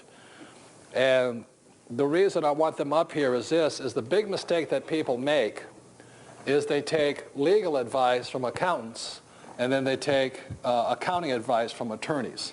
So. Would you talk about that? Well, Garrett got a head start earlier because he was up here without me, and I was itching to come up and protect the accounting profession. It is absolutely essential that you get the right advice from the right advisor. It sounds simple, but there are accountants that do tell you to do everything on your Schedule C. Find a new accountant. I couldn't agree more. They are not helping you protect your family's future. If they say to you, become a sole proprietorship or a partnership, find a new person. They're giving you bad asset protection advice, right? That's absolutely correct. But your accountant and your tax advisors are essential to allow you to build your business in the right direction from a tax perspective. Attorneys should not be telling you how to do your taxes. You have to use the right advisor for the right advice and find a good advisor who will give you good advice. Both very important skills. You don't want me doing your legal work, guaranteed. These days you probably don't want me doing your tax work either. It's been a while since I did a tax return. But you must get competent tax advice. It helps you grow your business quicker. Many of you in this room right now are paying too much in taxes because you're not getting competent tax advice. I did, even and I knew this stuff. Got excellent tax advice, and we were able to structure ourselves in a better format to save income tax because there are only a few people that can stay current on everything. Exactly the same way. Garrett came to us and said, you need to change where you're doing your incorporations. Wyoming is now the place you need to be going. I'm not going to argue with him. He's the expert. Thank you, Garrett, because it protects us. And when I have somebody come up at events and talk to me and ask me legal questions, I send them to Garrett. And when Garrett has somebody come up and ask tax questions, I think he sends them to me. Your turn.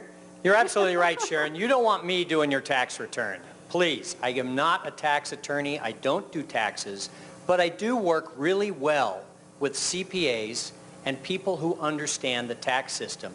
And that's what you want to do. That's one of Robert's messages. It's a team sport. Business and investing are a team sport, and 2 of the key members of your team are going to be your attorney and your CPA. And what I do in my practice is frequently I will get on the phone with the client, the CPA, and myself, and we'll have everybody there on the same phone call. We don't need to be in the same room. In some cases, we're talking on a conference call with people spread around the country. But you need to have those 3 people on the phone at the same time. What happens so often, and Sharon, you've seen this, is an attorney will say, that's a tax question, go talk to your CPA. And the CPA will say, well, that's a legal question, go talk to your attorney. And you play this phone tag game and nothing ever gets done. So by having everybody on the phone at the same time, in as little as half an hour, you can make decisions and move forward to protect your assets and to save on taxes. It's a great way to go. So if I could, in conclusion, I would say, if you're an E or an S, all you need is financial planners, and that's about it. And exactly as Scott McPherson says, they're going to sell you stocks, bonds, savings, mutual funds, and get out of debt, because that's all they can sell you. Over here, these are my advisors. I don't have a financial planner per se. What I am is a B and an I, and I play the game a little bit differently. So if you're going to be successful, I strongly suggest knowing the differences there. Because every time I meet a financial planner, they always tell me the same thing. Work hard, save money, get out of debt, invest for long term, and diversify, and naturally buy stocks, bonds, mutual funds, and things like that, because that's what they sell. And if you're going to be an active investor, you need a different team than people who are passive investors. Is that true? Absolutely. And if I could just add one little piece of just incredibly good path to follow, is you want to find somebody who is an advisor who has already done for another client what you have done. You don't want to have them learning on your dime. As we have grown more successful, we've had to change certain advisors because we needed advisors who had already been there and had clients bigger than us. You don't want to be that advisor's largest client, because what you're doing is you're paying them to research, not paying them for their knowledge and experience. And it's very important that you make sure your advisors have the expertise in the area that you want to build your business or your personal life. As I got wealthier, I had to change my advisors and things like this, so I pay more, but their advice is more important. If you're poor, any advice will do. Okay. So that's the big difference here. So let's have a big hand for our advisors.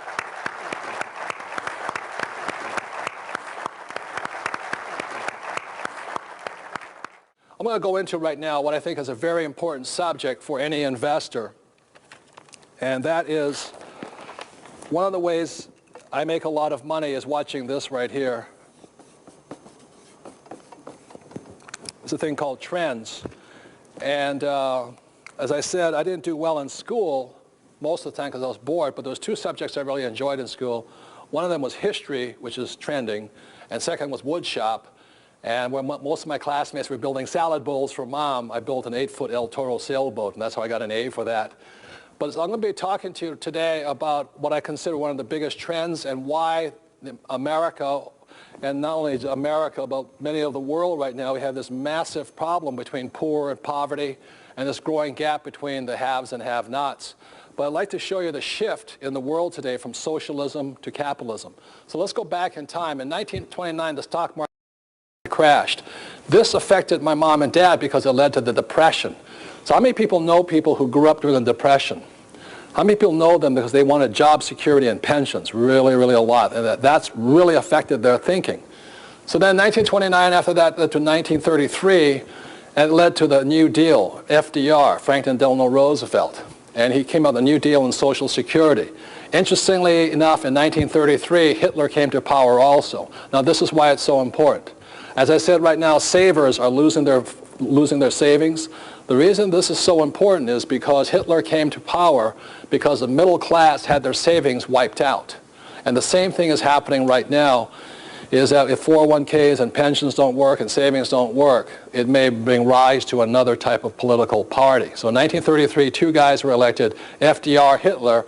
And the other thing that's interesting is on the cash flow game, as I said, in 1933, this is what they formed here, was called I call the fast track.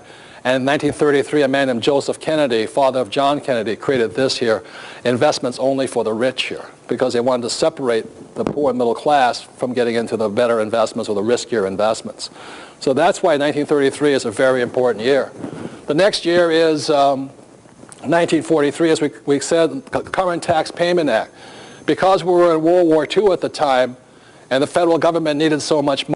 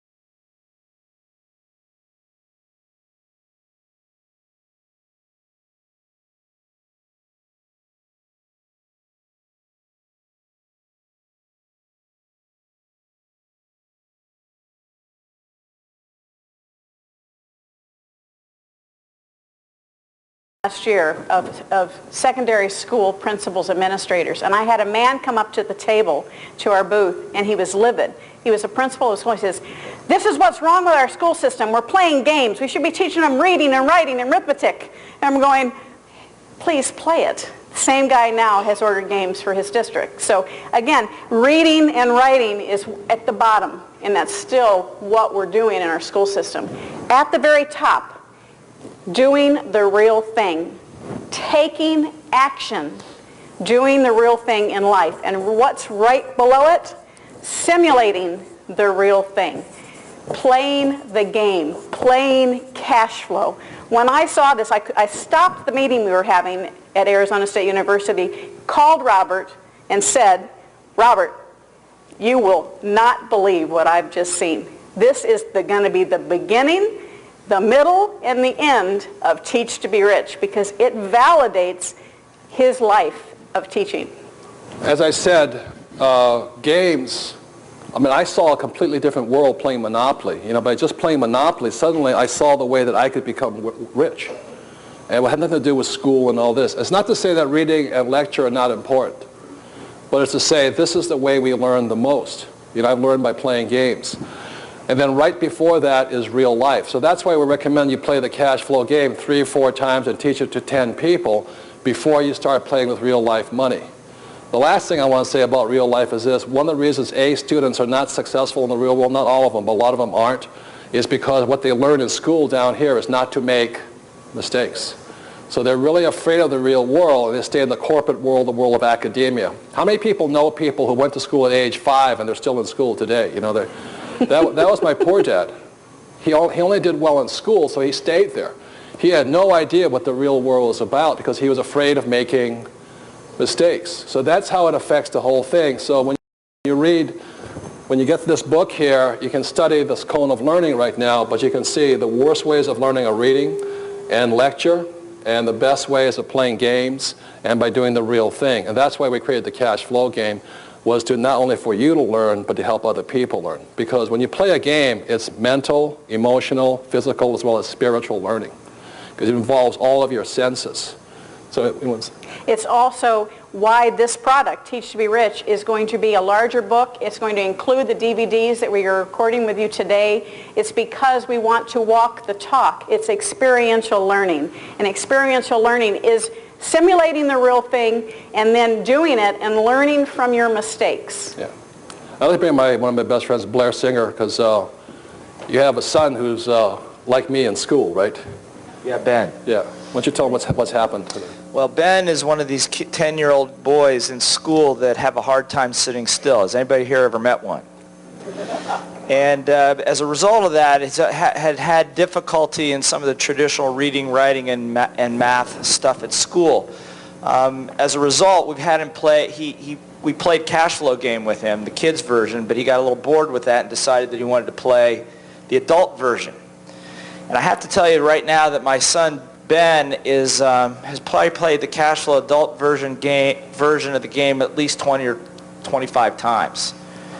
He typically gets out of the rat race in about 20 minutes. Most adults takes 4 hours, if ever. Takes 4 hours.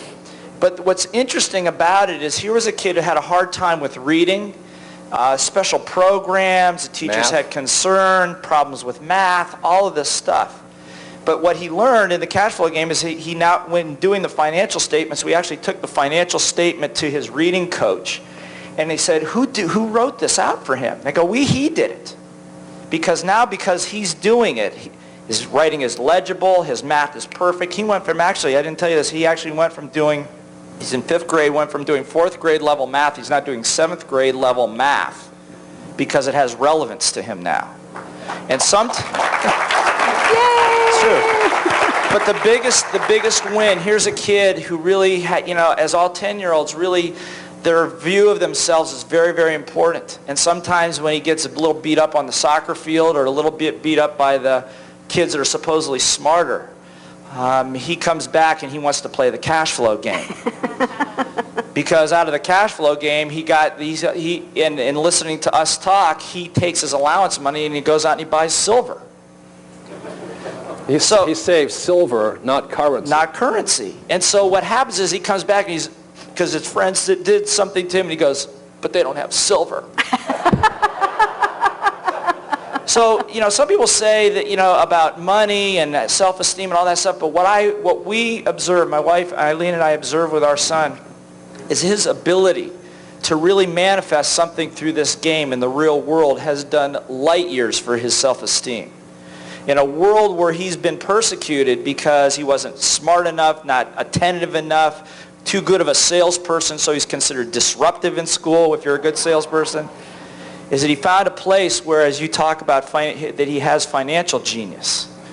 And in working with his class, and we do a couple events there, he actually stood in front of the room in front of 50 4th, 5th, and 6th graders and explained to them the purpose of knowing your math, because if you bought silver at $7.25 and now it's $8.50, how much money did I make? He says in front of the room. Right. So that's a testimony to games in a world where reading and lecture has always been prized. Is you got to handle that first. And in the case of Ben, the game comes first. Right. So thank you. That's what I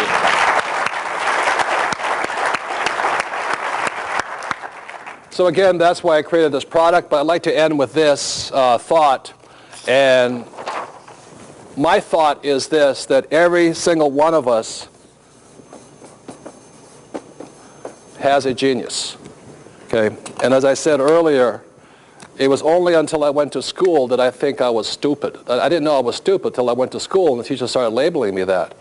And I started looking at that, and I said, this is really quite, ridiculous. And it was my rich dad again who really kind of helped me with it and all this. He says, there's people with different kinds of geniuses, but we all have one. Let me say it this way.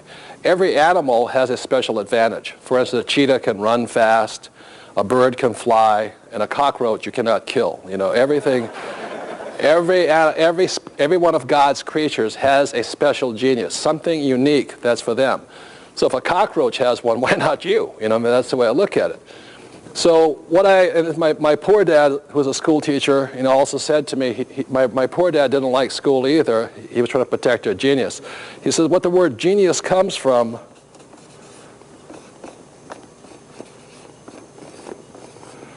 is genie in us. It's that magic. It's where we do something that's different than everybody else. And I want to say this much. For me personally, my genius, if I could say this, my genius did not come out in school. It was crushed in school. I do not do well with reading and lecture. Also, my genius does not come out in the corporate world. I do not like climbing the corporate ladder. I don't like to say hello, yes sir, no sir, I'll do as you tell me, sir. I don't like what they pay me. I don't like their benefit plans. So my genius didn't do well in the corporate world. Some people do.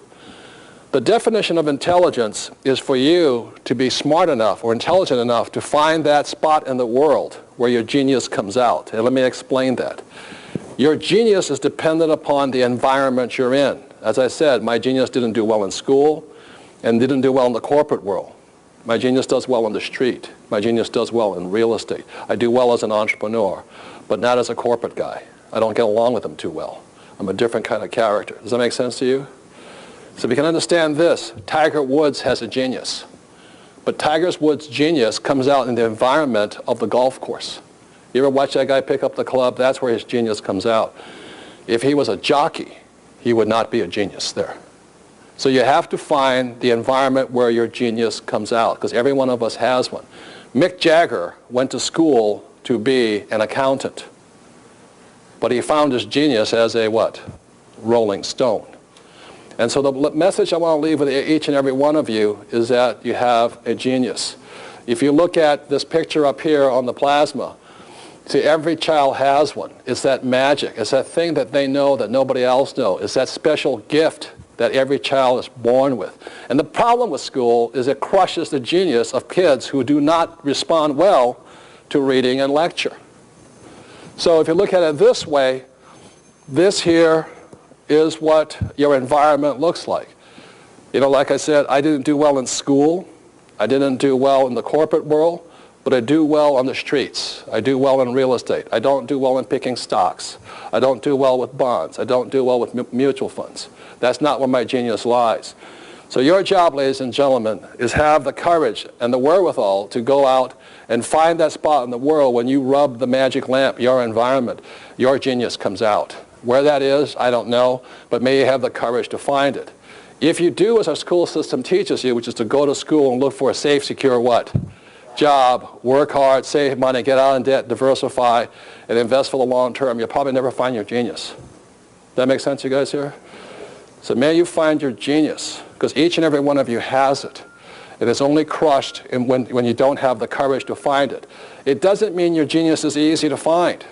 Look at Tiger Woods. He busts his you-know-what to find his genius. Look at Oprah Winfrey. You know, she's been in front of television and she works really hard to be successful at that. Too many people think that just because it's your genius, it should be easy. Lazy people really don't get ahead. I have no respect for lazy people because I'm one of the laziest people I know. I never thought that my genius would lie in education because I hated school so much. But the moment I started to teach outside the system, I noticed that people's lives were changing. But not just that, I'm not saying I'm the best teacher, but I make more money than most teachers.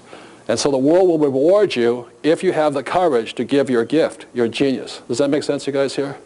It's very, very important. So in closing, if I could say this, that I'm not saying do real estate.